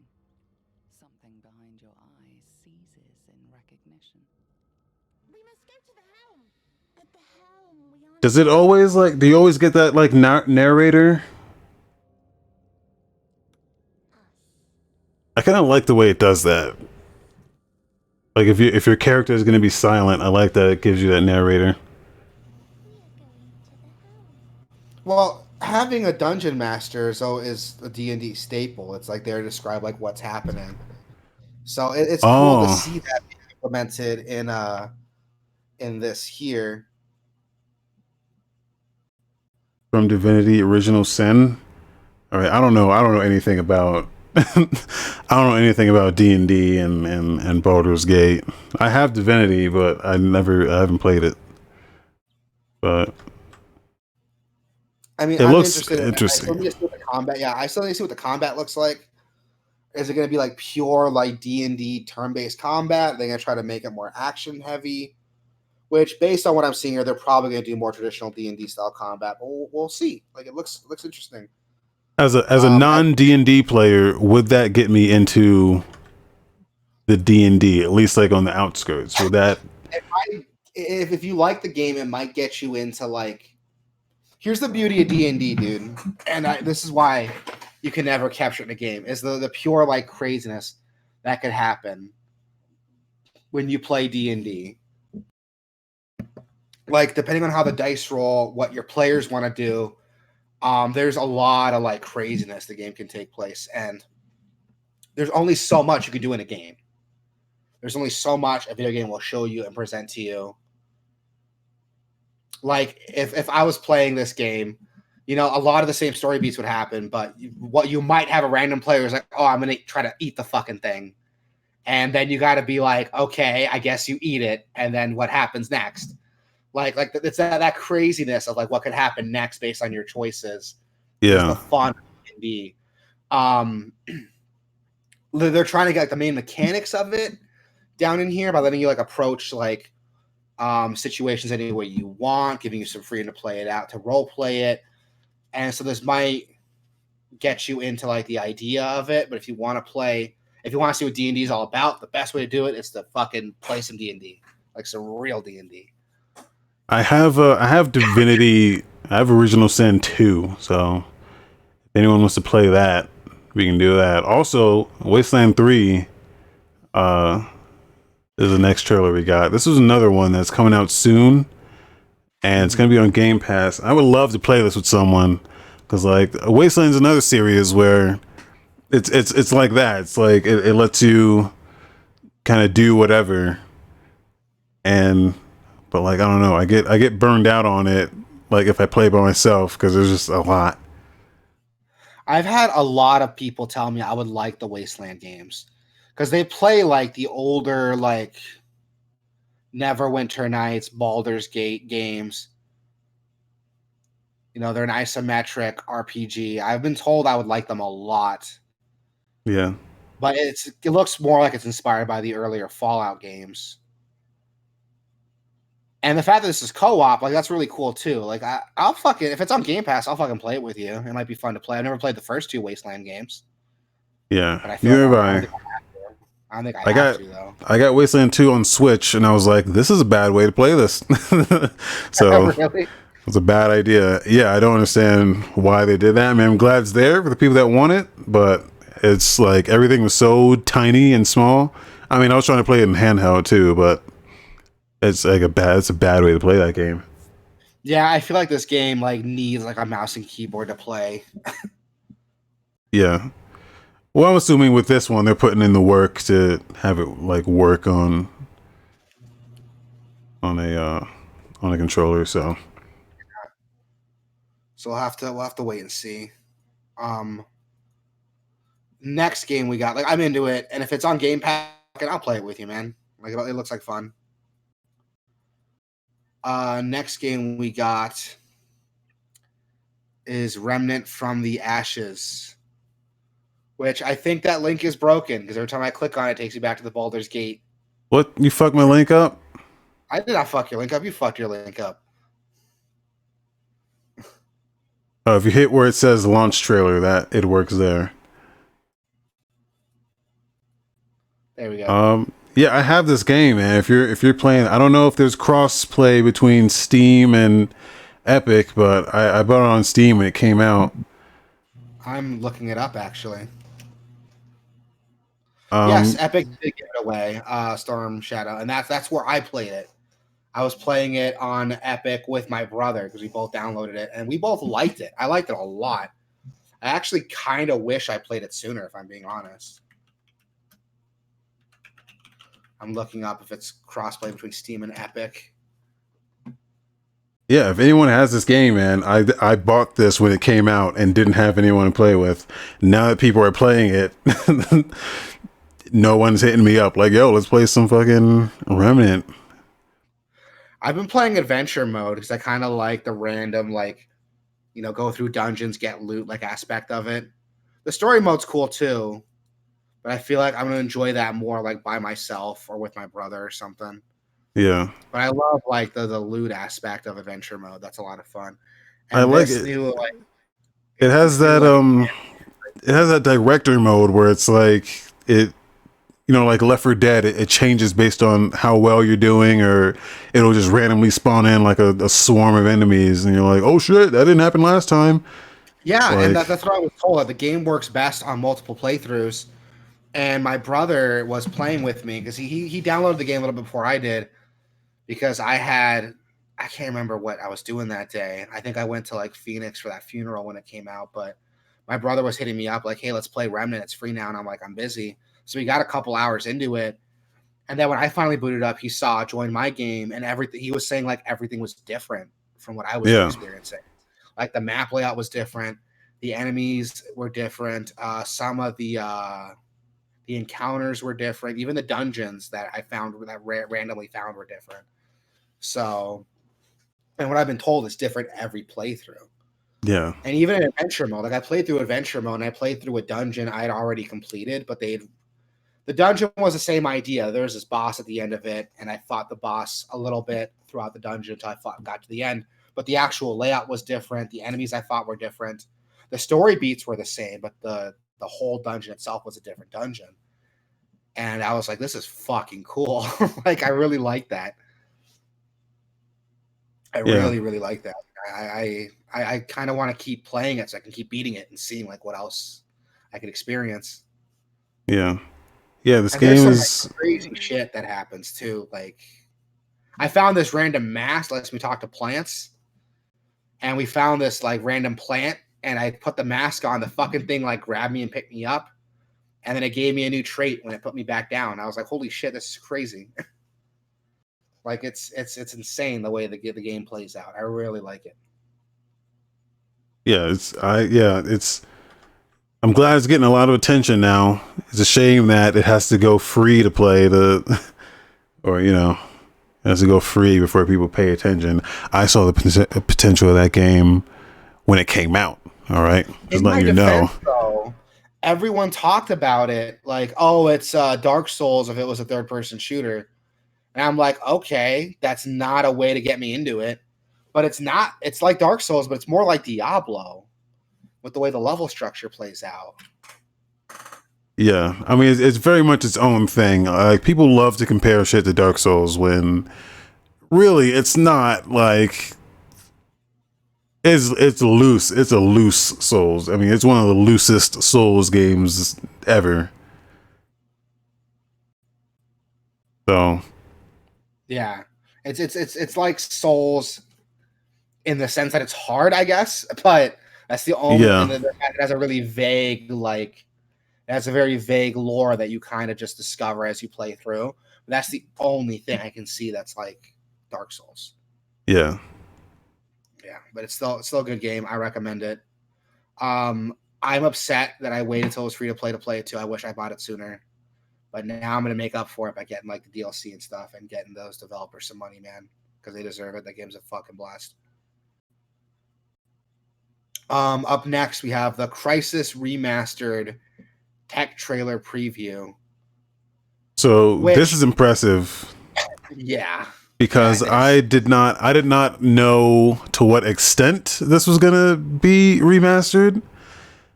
And this is my first time seeing it, and boy, they are putting in the work, man. Yeah, dude. We're getting ray traced water reflections, new 8K textures. Fuck, it looks phenomenal. Holy shit. And which is funny because when Crisis came out, the whole point of it was like this future proof game. Like the hardware to like fully run it wasn't even available yet. Yeah. And now it's like now that people are kind of able to run it, it's like, oh, here's a remaster, and they future proofed it again. It looks cool. Don't get me wrong. I never played Crisis. I've been told the games are pretty solid, but I've never played them. I played it. It's okay. Oh yeah. Yeah. I mean, the game's not great. It was definitely, hey, look how good this looks kind of game, and not, oh, look how good this game is. But the ray tracing they're doing is actually, they are going to be doing that on the consoles through software ray tracing, some software technique they're doing to do it. Yeah, it was a tech demo. It was not meant to be like a good game. Yeah, everyone keeps telling me that Far Cry does the Crisis thing, but better. Yeah. Up next, we have the Tony Hawk Pro Skater 1 and 2 trailer, which it's good to see them going back to Tony Hawk 1 Pro Skater 1 and 2. It's cool we're getting them both together as a remaster, because that last Tony Hawk game was dog shit, dude. Yeah. Like, what the fuck was even that? Jesus Christ. This game's this is a little more than a remaster. They're like, it seems like it's going to be a platform. Like they're starting with 1 and 2, but there's no reason they can't just throw on 3 on there and throw on 4. Like, 'cause everything's here, basically. Yeah, dude, the fucking skate park creator looks insane. I'm gonna have some fun with this. I'm not a huge Tony Hawk fan. I never played the originals. I've only played like the Underground games. I played Underground 2 more than 1, and I liked them. I played American Skateland when that came out, and I liked it. Yeah. So it's cool to see like another Tony Hawk game coming back. Because there's the thing, man. Tony Hawk games they came out in a beautiful point in gaming when games weren't trying to be like realistic, like skateboard simulators. These were arcade games. Yeah. And cool to see that. I think that's fun as hell. I love when games try to be games. And Tony Hawk is a fucking masterclass at that. It gamifies skateboarding to a way that makes it like arcadey, and I love it. I want to see this game come out. I want to see it do really, really well.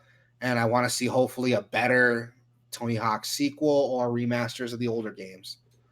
I'm got my fingers crossed for an Underground remake. It probably won't happen, but we'll see. There's the PC version, the PC version of Underground 2 has a mod called Thug Pro.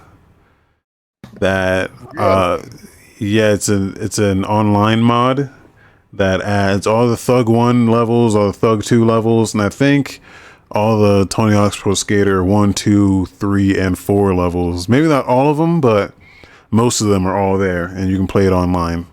I would love to play that, but where the fuck am I gonna get a copy of Tony Hawk Underground 2 for PC? There's ways to get that. Just saying. There's ways.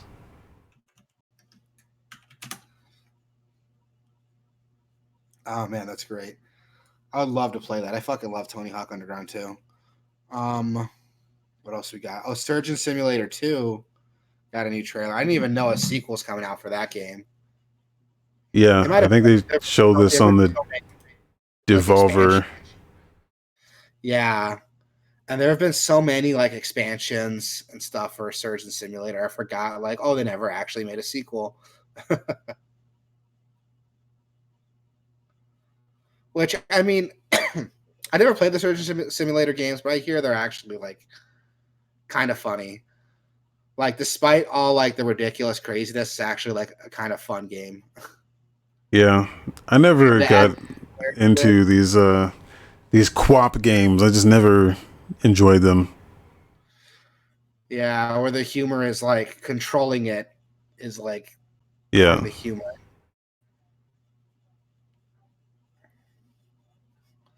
It is kind of funny though, watching these people run around like that. yeah, but wouldn't it be funnier if you could just like control it normally and still fuck around? I don't know. No. I don't know. I have no idea, dude. I never played this fucking game before.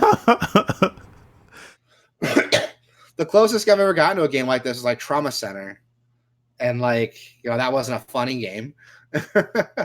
Yeah. I don't know. I played like the first one a little bit, just enough to know that I didn't want to play it. But yeah, Surgeon Simulator. The big thing about that is it's co-op now, so you can have multiplayer craziness. It might be fun for the Surgeon Simulator fans, but Yeah. I'm probably gonna skip. Next we got Hades, which was the new Supergiant game. If you haven't heard of it, there's a reason it came out on Epic. Well, I should say it was early access on Epic, but now it looks like it's actually getting a full launch. It's leaving early access, and Yeah. it's coming to Nintendo Switch. Which is it coming to Steam too, or any other Yeah, I think console? it's on Steam already, I think. Yes, it is. That came out back in December. According to Steam, it's still in early access, but that's probably going to change in the next couple of days once it leaves. Yeah. I really want to play Hades. I wish I had. It looks like fun, and I I'm typically gonna like Super Science games. Yeah, I'm going to buy this. Well, I was avoiding it in early access cuz I don't like blowing my load on early access games. Like, I like to wait until it's finished and then experience it. So I got Risk of Rain 2 when that came out. So I will be getting this when this comes out. It looks like fun. I've been trying to finish Bastion and Transistor so many times. I start them, I never finish them. One day I will. I'll probably go back and finish them, and then go and play Hades. I do like Super Giants games.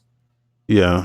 They have a unique take on games. Like a Pyre. Oh, I've heard Pyre. Pyre was one that people like. That one kind of came and went, but that was like super unique.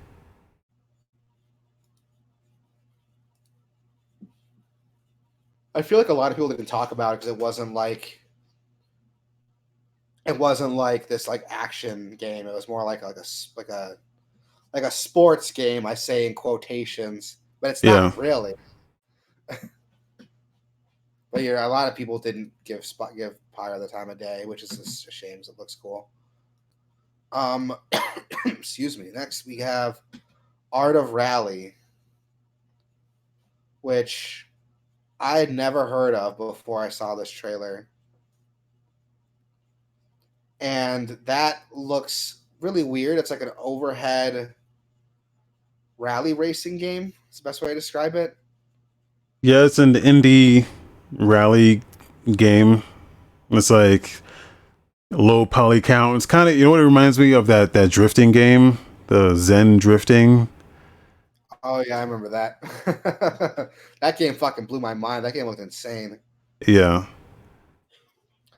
See, this looks like that, but like more chill. Yeah. Which, I mean, could be fun. You throw some user generated levels in there. I think you can get yourself a fun game. Yeah, like that's the thing I don't like about rally games as well, because there's only Codemasters makes them, and it's just like for one type of person, the person that really is into rally. This is something more casual that I feel like I can get into this. Yeah, looks like a lot of fun. There's no I like timers it. on the screen. There's no like. I mean, that's probably something you can enable, like a time trial type stuff. But Yeah, and again, like you throw some fucking user generated levels in there, you got yourself a game you can play for a while. yeah, There's potential there. Um, this is one. This is something actually. This next trailer is something I was actually watching on and off throughout the podcast. It's a mod for Final Fantasy IX. It's called the Moguri mod.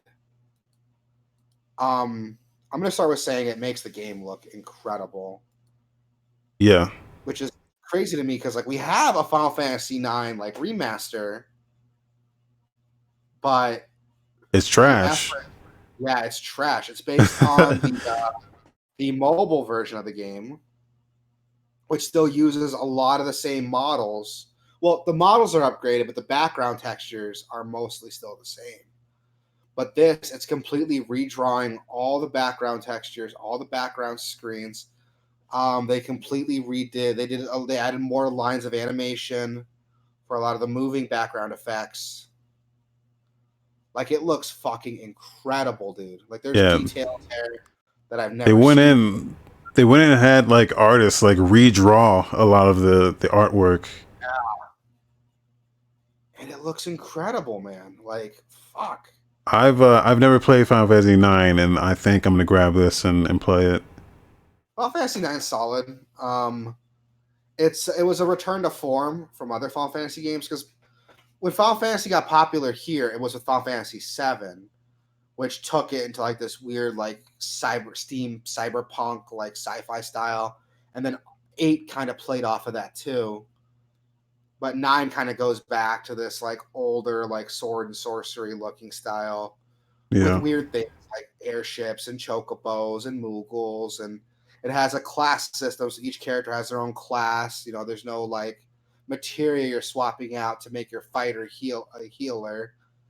Like everyone has a job they're set to do, and the game kind of makes your characters face that job. I liked it. I like Final Fantasy IX. I like this mod. It kind of pisses me off that fans can make something like this, but Square Enix can't. yep. Like Square Enix would rather just port a fucking mobile game over and call it a day.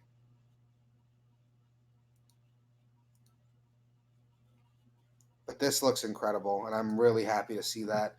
I own Final Fantasy IX on Switch, and I own the PS1 version on PS3.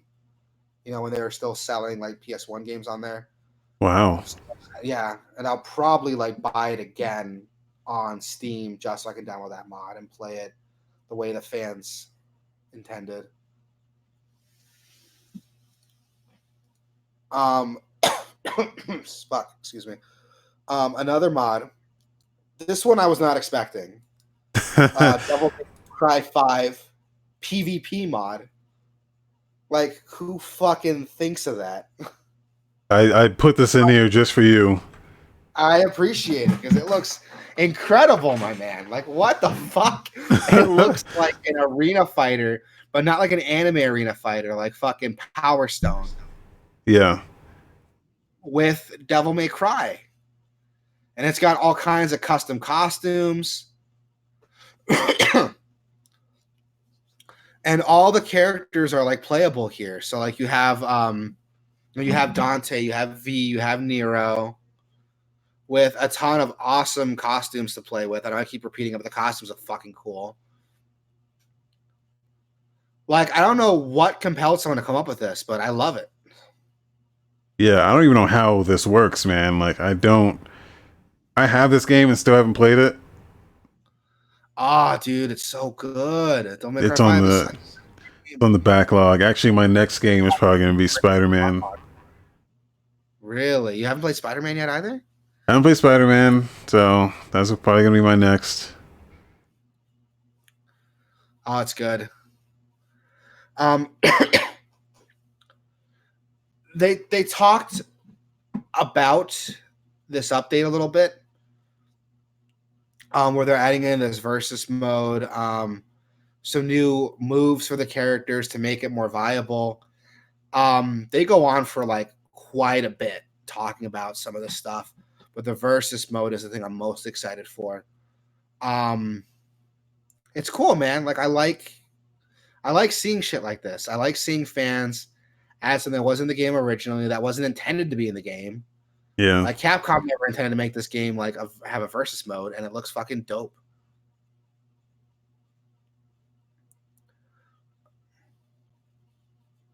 God, it looks so cool. like they're bringing in like a lot of the single player aspects to multiplayer, and I really like that. Fuck, I already bought this game on PS4, but I might buy it again on PC so I could play this mod. Dude, there's your first mistake. Just buy everything on PC. In my defense, it was like $10 on PS4. Oh. And that was like the cheapest I had seen at the time. So I was like, okay, I'll pick it up. But I kind of wish I just paid on PS4. So here's the thing that a lot of people talk about. You'll see it come up in the video a little bit. But they talk about DMC4 inertia. So when DMC4 came out, that game was not finished. A lot of fans will admit the game was not finished. That's why you play through the game twice, basically. You play through the whole game as Nero, and then you play it backwards as Dante. You play the same levels backwards. With some retweaked enemies, but for the most part, it's the same game backwards. So a lot of fans are upset with that because the game didn't really feel finished. But because of that, the game had a lot of unintentional issues, like being able to preserve your inertia with jump canceling. So for example, you could like jump cancel into another like dash and carry over that inertia from when you initially jumped in the air, because they didn't tweak that the inertia should stop if you cancel out. So people are able to do these insane combos of flying around the map. They look like fucking Super Saiyans. Like if you look up Devil May Cry 4 gameplay, like combo videos, it looks insane because there's a bunch of shit the developers left in because they couldn't like polish the game as much as they wanted to. And so it looks like this remake, this mod doesn't just add versus mode, it also like adds that inertia that was in DMC4 to give you these crazy combos like DMC4 had. I know as I'm saying, it's probably going over your head because you're like, what the fuck are you talking about? Inertia, jump canceling. But wave dashing. Basically, yeah. So think of it like, when Melee came out, it had wave dashing. It's from a developer oversight. Devil May Cry 4 had a lot of the same stuff. I think what I didn't realize is the attack variety that these games have is incredible. Like I don't think I've seen the same move twice yet. Dude, there's so much attack variety in the game. And what's crazy is by bringing back the inertia from DMC4, you have even more variety with how you do air combos and how you drag your enemy around.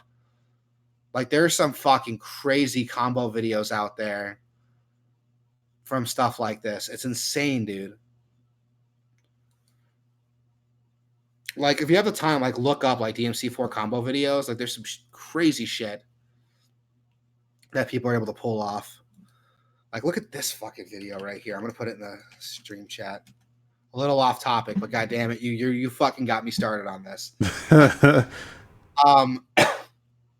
There is some crazy shit you can do that I'm not even gonna pretend I understand what's going on. But there are some just insane like cancels, mechanics that again were left into DMC4 as an oversight. So a lot of people were hoping that would come back in DMC5. It didn't, but I still think DMC5 is a solid game even without this stuff. And for these modders to bring it back in, Look at this. Are you seeing this shit? He looks like a goddamn Super Saiyan to the way he's flying around.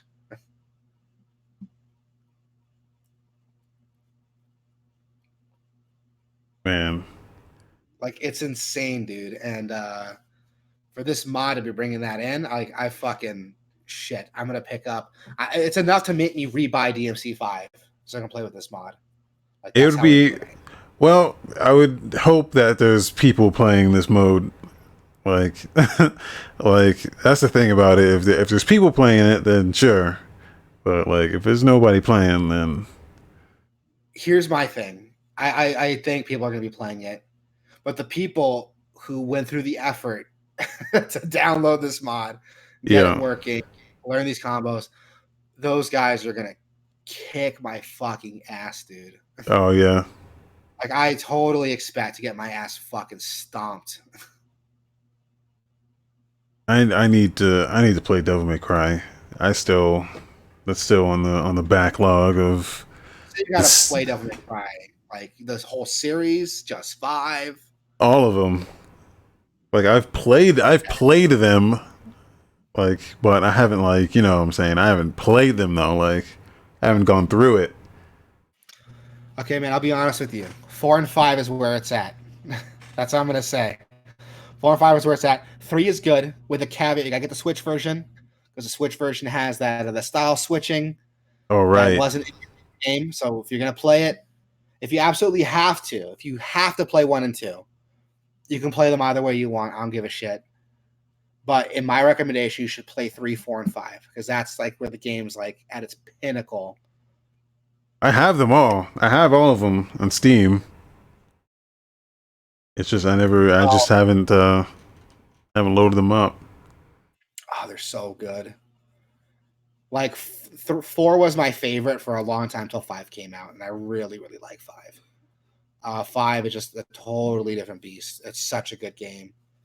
Like, I don't think action games get much better than this, if I'm being honest with you. This is coming from like a Bayonetta fan. I love Devil May Cry.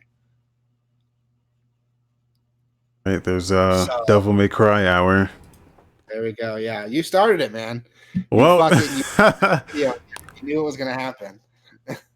no, it's good. Like I said, I like to pull out stuff like that and kind of just show, like, hey, there's fan made stuff out here that people are doing that, you know, you wouldn't get to see. Yeah, that's fucking incredible. Like, oh my god, I'm so excited just looking at it.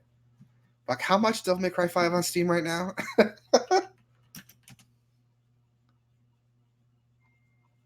Still $30. Ooh, I might. Should I do it? How am I gonna justify to my wife buying the same game again?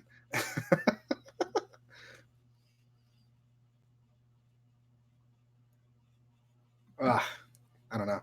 It looks good though, and I'm excited. Thank you for that trailer. I am. Fuck, I'm so happy to be seeing that, dude. Happy to be seeing this. Fans do good work, man. Yeah. Tom should hire them, make this an official mode.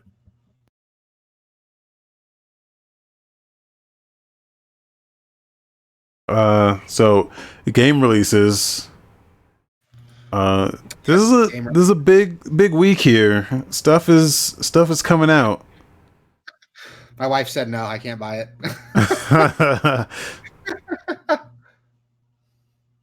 Yeah, we got quite a few games coming out. So today we have Cinders coming out on PS4, which I'm gonna be honest, I never heard of this game before you put it in the show notes here. Well, but it's based on Cinderella. Oh, sorry, you were gonna say something? Oh, it's been out. It's been out for a while on PC. Mm-hmm. But yeah, it's a visual novel based on the Cinderella story, which is, people don't know this, but it's actually like a pretty tragic story, right? Yeah, I mean, most of those Grimm fairy tales are like fucking dark for like no reason. Yeah. It looks. I mean, it's a visual novel. What can I say? It's coming out on PS4. It's a visual novel. If you like visual novels, it'd be worth looking into. It's been out on fucking Switch, iOS, PC forever. I'll Honestly, if you're a fan of it, you probably already have it, though. I wouldn't be surprised. But it's coming out on PS4, so if you haven't tried it yet, give it a shot. It might be something you're into. My wife said she'll play that or watch. Then we have Kandagawa Jet Girls, the game we were just fucking raving about like 30 minutes ago. That came out today on PC and PS4, and I'm really happy to see that because I want to check this fucking game out, dude. Yeah. Oh, it's from the Senran Kagura game. That's why it's so sexy. Oh. It's from the same guys that made Senran Kagura. That would make sense. The reviews are all saying it's mixed, but it's like, what were you expecting? What were you expecting getting into this game? Yeah, they just don't know. I like this review right here. Solid racing mechanics, great port are the pros. Cons, laughable difficulty and AI. Generic storyline. What storyline were you expecting in this game? Were you expecting Last of Us 2 when you picked up Kandagawa Jet Girls? I don't want to be a dick, but dude, like, what were you expecting?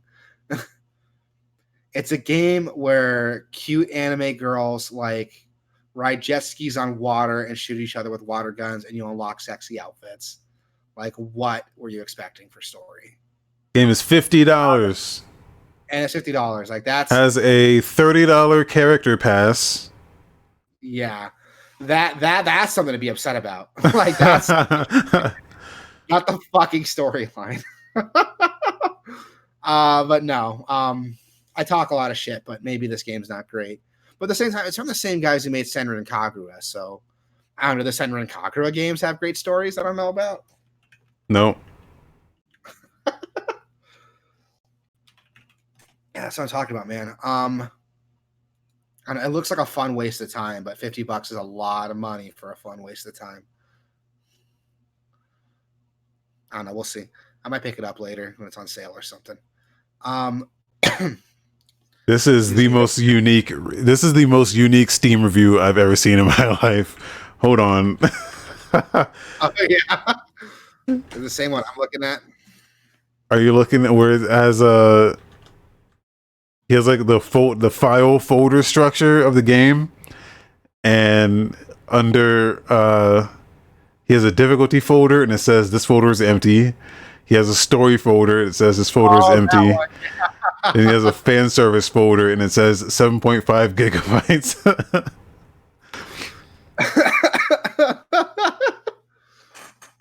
That is a really interesting way of reviewing the game. But again, it's like, what are you expecting? Does it at least have multiplayer? That'd be cool. That might save it if it has multiplayer. It's online PvP. Oh, see, there you go. If the game's too easy, play with real people. Yeah. I'm defending a game I haven't even fucking played yet. Maybe it is. Then tomorrow we have Cinders coming out on Xbox One, so that's cool. If you want to wait till it comes out on Xbox, you can play it there. Excuse me, fuck, I'm dying. On the 27th, we have Final Fantasy Crystal Chronicles Remastered coming out on Switch, PS4, and surprisingly iOS and Android. I wasn't expecting that. Nice. I hated this game on GameCube. A lot of people did. I heard a lot of people did not like it. This does not look like the same game. That's what a lot of people keep telling me that. A lot of people keep telling me how much they hated the game on GameCube. But this one's like fixing a lot of things that were wrong with the GameCube game. I never played it on GameCube, so I don't know. The only thing I know is that it's multiplayer, so I might buy that so I can play with my wife. Well, the problem with the game is that it was an escort mission the entire time. Oh yeah? Am I wrong? Am I misremembering that?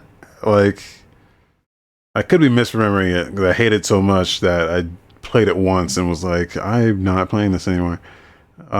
Also, I rented it. That was back when, you didn't know how good a game was until you fucking like bought it or rented it from Blockbuster. So like, And then back then, like, my parents only, let you get one game. And it was like, oh, Final Fantasy game. Yeah, GameCube. And, that's the one you got. And it sucks. So, yeah, I wasted my one Blockbuster rental on that. And I just had that for a weekend. So, I mean, that sucks. I'm sorry but this game traumatized you as a child. the reviews are high, so maybe I'm just wrong about that. I don't know. I don't know, man. I heard the game was like built with like multiplayer in mind, so maybe it's just better with more people. I don't know. Next we have coming out Moon Remix RPG Adventure. Have you ever heard of this game? No, that's a slew of words that like don't like Moon Remix RPG Adventure is a weird. That's a title of a. Yes. So here's the thing: the game came out in Japan back in like 1997, 98, something like that. It was released on the original PlayStation, and it was like a parody kind of metaphysical commentary of Japanese role-playing games. It's kind of, the gameplay itself is kind of like how can I explain it? A bit like Dark Cloud, like the city building aspects of Dark Cloud with like the daily life sim stuff of Animal Crossing. But the big gimmick is that the game does run in real time, like Animal Crossing. And the big gimmick is that you're in a world inhabited by like RPG NPCs. They have a regular schedule they follow every day of the week. And every once in a while you go outside, you find corpses of random enemies that the player character, the hero, was leaving behind as he was grinding through the game. Like the game like comments a lot on like kind of the sillier aspects of JRPGs from the point of view of someone who's not the main character. And it's pretty interesting. This game came out like 1997 when like JRPGs were like the thing, but a lot of those tropes weren't considered tropes yet. You know what I mean? Yeah.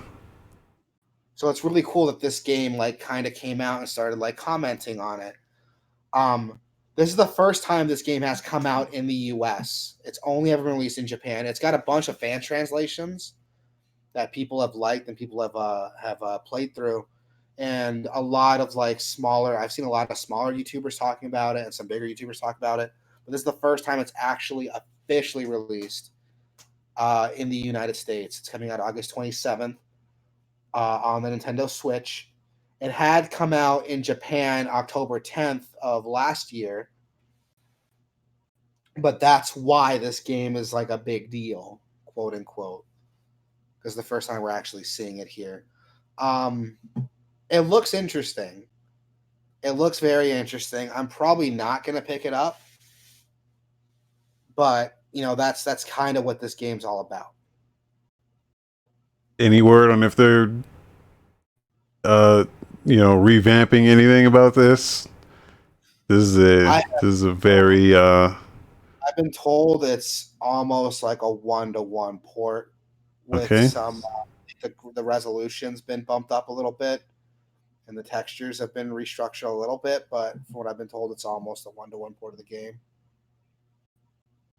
Except for the English localization, like that never happened. Yeah. So that'll be cool. A lot of people are excited to play it. A lot of people in that like RPG space are really excited to play it. Again, it's not my cup of tea, but if you've been excited for this game and you want to try it forever, here it is. There's a chance to try it out. Surgeon Simulator 2 comes out that same day, which we went over. I'm not into it. You're not into it. Yeah. If you're into it, go ahead. It's coming out 27th for PC. Then we have Tell Me Why Chapter 1. Yes. Which is an adventure game from Don't Nod Entertainment. This is the new Don't Nod game. I'm going to check this out. Really? As a motherfucker who's not a fan of the Life is Strange games, I was gonna say you don't like Life is Strange, so for you to be playing this, like what about this is different from Life is Strange that you're into? Nothing. Well, I didn't say I was into it. I'm just gonna check it out. That's all. It's being Yeah. published by Xbox Studios. Is it coming to Game Pass? Do you know? Yeah, this was on the Xbox. They showed this at their Xbox thing, and they said everything there was coming to Game Pass. So, yeah, this. Okay, I'll pick it up then if I'm not gonna pay money for it. I'll pick it up too. Hold on. There's okay. Tyler is the first transgender playable character from any major studio. And they worked with GLAD to make him authentic representation of the trans experience. I mean, is that what this game is? I had no idea. I wish I didn't read this because I had no idea what this game was about. But I guess that's what it's about. Or maybe it's about something else and he just happens to be transgender. I don't know. We'll find out. That comes out. When's that come out? Thursday? Some talking point. Like, remember when the Power Rangers movie came out and everyone was like, oh, here's the first like gay superhero? No, I don't remember that. When did that happen? The Power Rangers movie is gay. But she has like one line in the movie where she's like, I don't think I like guys. And like that's I swear to God, dude, it's fucking ridiculous. Like there's her whole character arc, her whole like gay character arc is that they're sitting on, like they have that moment where they sit around, they talk to each other, you know, the fucking the Breakfast Club moment where they're like, oh, my life's not so easy. I'm like some preppy, like hot cheerleader girl, but I have problems too. You know, like that whole fucking conversation. And the girl's whole like, arc is like, I don't think I like guys like I should. And like that's it, basically. It's kind of embarrassing. Wow. While there's another character, the Blue Ranger, who is autistic. And there's no top marketing that there's the first autistic superhero. And him being autistic is like an ongoing thing through the whole movie. Wait, how do they do that? Do you just go like, hey guys, don't forget that I'm autistic, so... There's a scene, God damn it, where he's like talking to the Red Ranger character, and he just keeps talking and talking and talking, and the Red Ranger character is like, why are you still talking to me? And he's like, oh, sorry, I'm on the spectrum. I didn't know you were bored. And like that's the only time they bring it up. They bring it up after that. Well, they do kind of bring it up because the character's mom is like super protective of him, but he doesn't like that because his mom doesn't let him do anything. So like he actually has like an arc, you know, with that character, and nobody fucking talked about that. Like I didn't hear anything about that. I heard so much marketing that the Yellow Ranger's gay. Go watch this movie. Support the first gay superhero. And she has like one throwaway line. Meanwhile, you have this character where his autism is like an ongoing thing. It's a strength and a weakness through the whole movie, and nobody talked about it. There's zero marketing talking about it. Well, tell me why. First, sorry. Sorry.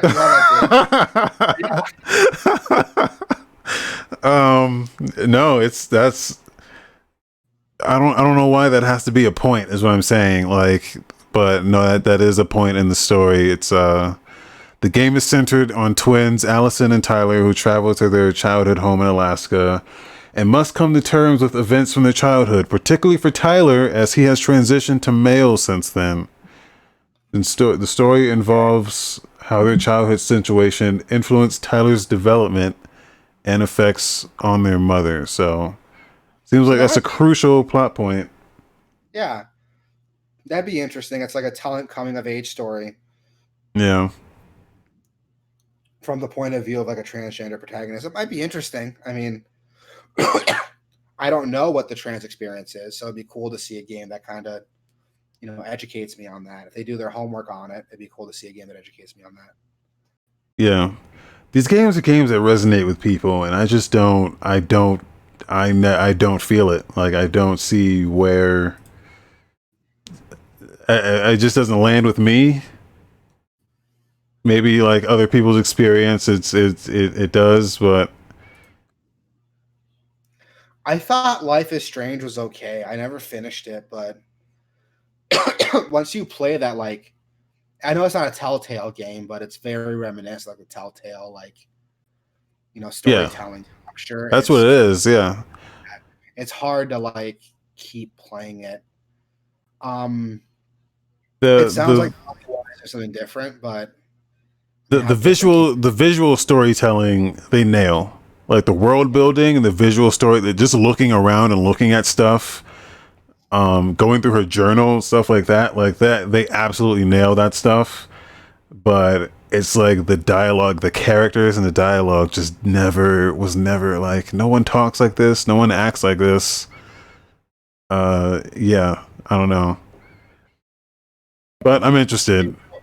Yeah, I mean, I'm interested too, and especially if it's on Game Pass. I mean, it's not going to cost me anything to play it, so I'll Yeah. try it out. In good news, Control Ultimate Edition is coming out for PC, PS4, and Xbox One on the Yeah. 27th. I'll probably be picking up, man. Like I've been talking about this. I got called out last week. I keep saying I got to play it, but I never do. But this might be the time I play it, dude. Great game. That's what Fantastic game. everyone's telling me that, and I got to play it. I've been meaning to play it, and I will now. And this is going to get me to go back and play Alan Wake, because I've not played those games. Oh, Alan Wake is good. I love Alan Wake so much, and it's cool to see getting some recognition with this new expansion. And Taro said, "Wait, what? What are you saying? Wait, what to? Oh, you never played Alan Wake? I have all of the Alan Wake games. Again, dude, look at my Steam library, dude. Like most of those games I've not played. So like I have all the Alan Wake games. I just need to play them. Uh BioShock's another one, Clay. I need to go through BioShock. Spider-Man is next on my list though. I'm trying to knock out this PS4 stuff so I can get rid of it.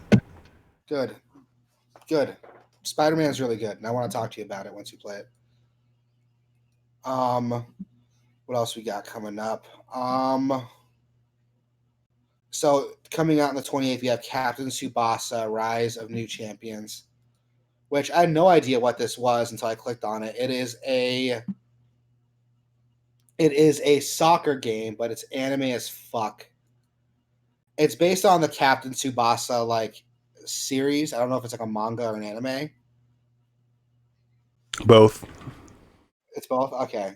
Yeah. So it's based on the Tsubasa series, which, like, I mean, if you're into that series, I mean, more power to you, man. Go ahead, do what you do. But I've never heard of this series before. It's a soccer anime. It's the most intense soccer you've ever seen. I'm actually interested in this game Really? because it's the most intense soccer you've ever seen. Any sports and anime makes me immediately interested in that sport. There's a boxing one, Hajime no Ippo. That's awesome. There's a basketball one. And yeah, this is a soccer one. And it's the most intense soccer you've ever seen in your life. It's it's awesome. I've never watched it. And the gameplay looks very paint by numbers soccer. Okay, I haven't seen the game. Actually, no, I'm seeing like weird jukes and like super moves. It took a couple minutes, but I'm seeing some shit. Holy shit! What the fuck is this? Oh my god, this is like Dragon Ball Z with soccer. Yeah. It's like deceptive, like how like it looks like FIFA up until like you get about 2 minutes and 50 seconds in, then it starts getting really crazy with people like pairing each other and like tackling and like bumping each other. Yeah, I want to check this out. I'm surprised it took this long for them to make this.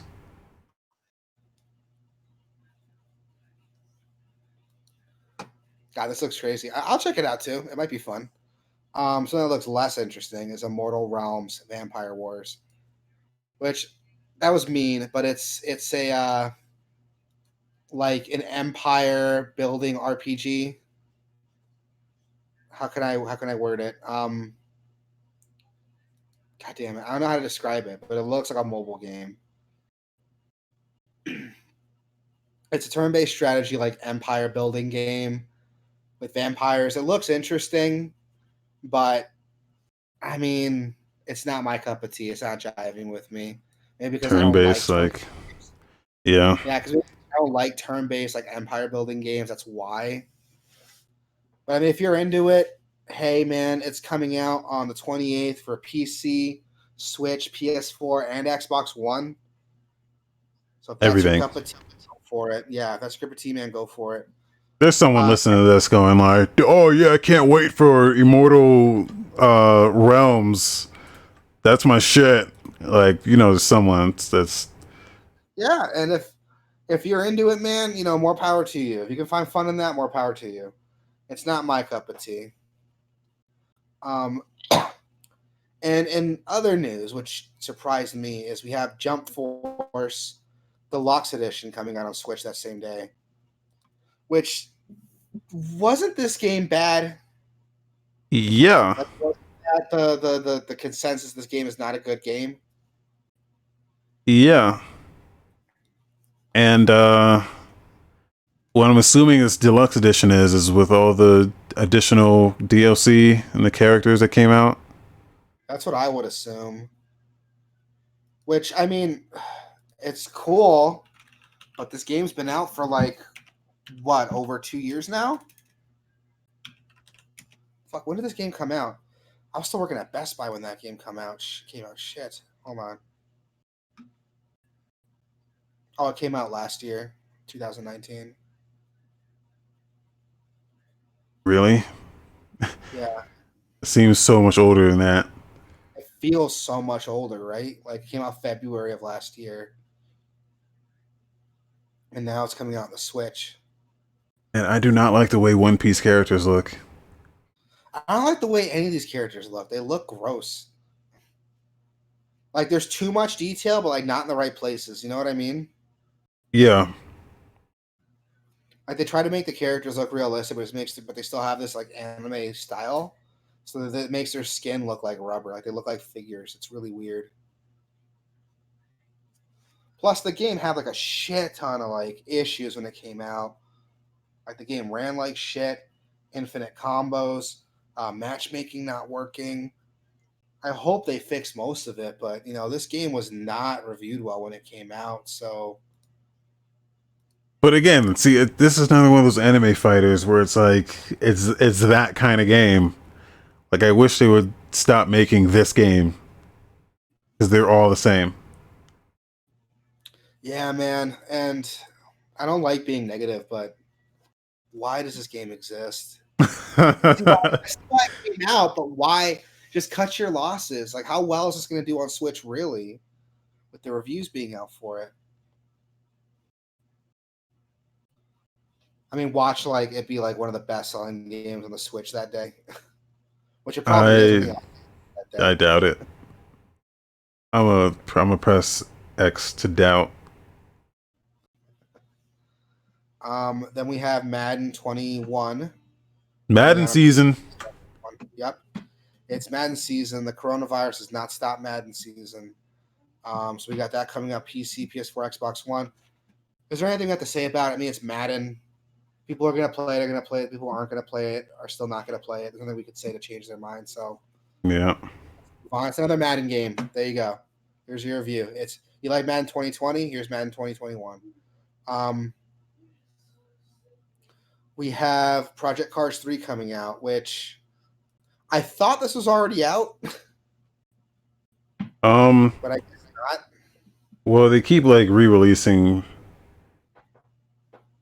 I think they released this. I think they released the second one for free. On like, Okay. that gave it a little boost. I got the name in people's heads.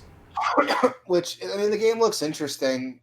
It's Project Cars, so if you like Project Cars, you'll like Project Cars 3, I assume. It has supposed to have a refined multiplayer mode. I don't know what that means, but I don't know what's been refined in it. But I'm not a racing game fan, so I'm not equipped to talk about this game. But the other games were reviewed pretty well. They reviewed well enough to warrant a sequel. So I feel like, I mean, if you like Project Cars, man, check it out or see what the reviews say. Yeah, But I don't like track racing. I oh like yeah, I like the Forza Horizon style of just like here's a open world and you race wherever you want type stuff. I mean, Burnout Paradise. Burnout Paradise is the golden standard, really, but in a world where we're not going to get any one of those anymore, Forza Horizon is the next best thing. I like Mario Kart. Gross. And Sonic Racing's pretty good too. Sonic Racing is very good. Now imagine Sonic Racing, but Burnout. I'd be into that. Next we have Wasteland 3, which we were talking about earlier. That's coming out on August 28th. That'd be cool to check out, man. I mean, it's coming out on Game Pass, so I'll probably play it with you on Steam. That'd be cool to check out. Yeah.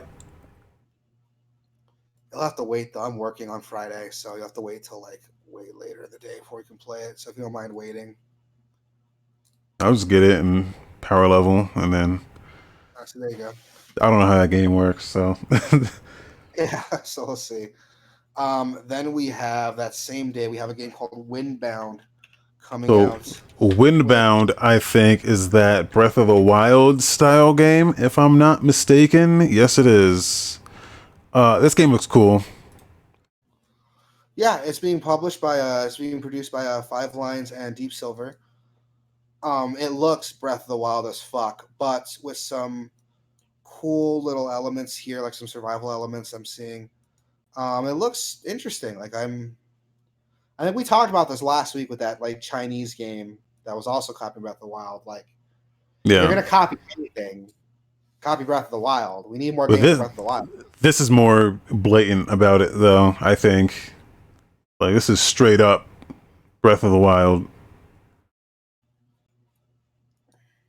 I mean, there's stuff here that you can't do. Like, there's no sailing in Breath of the Wild.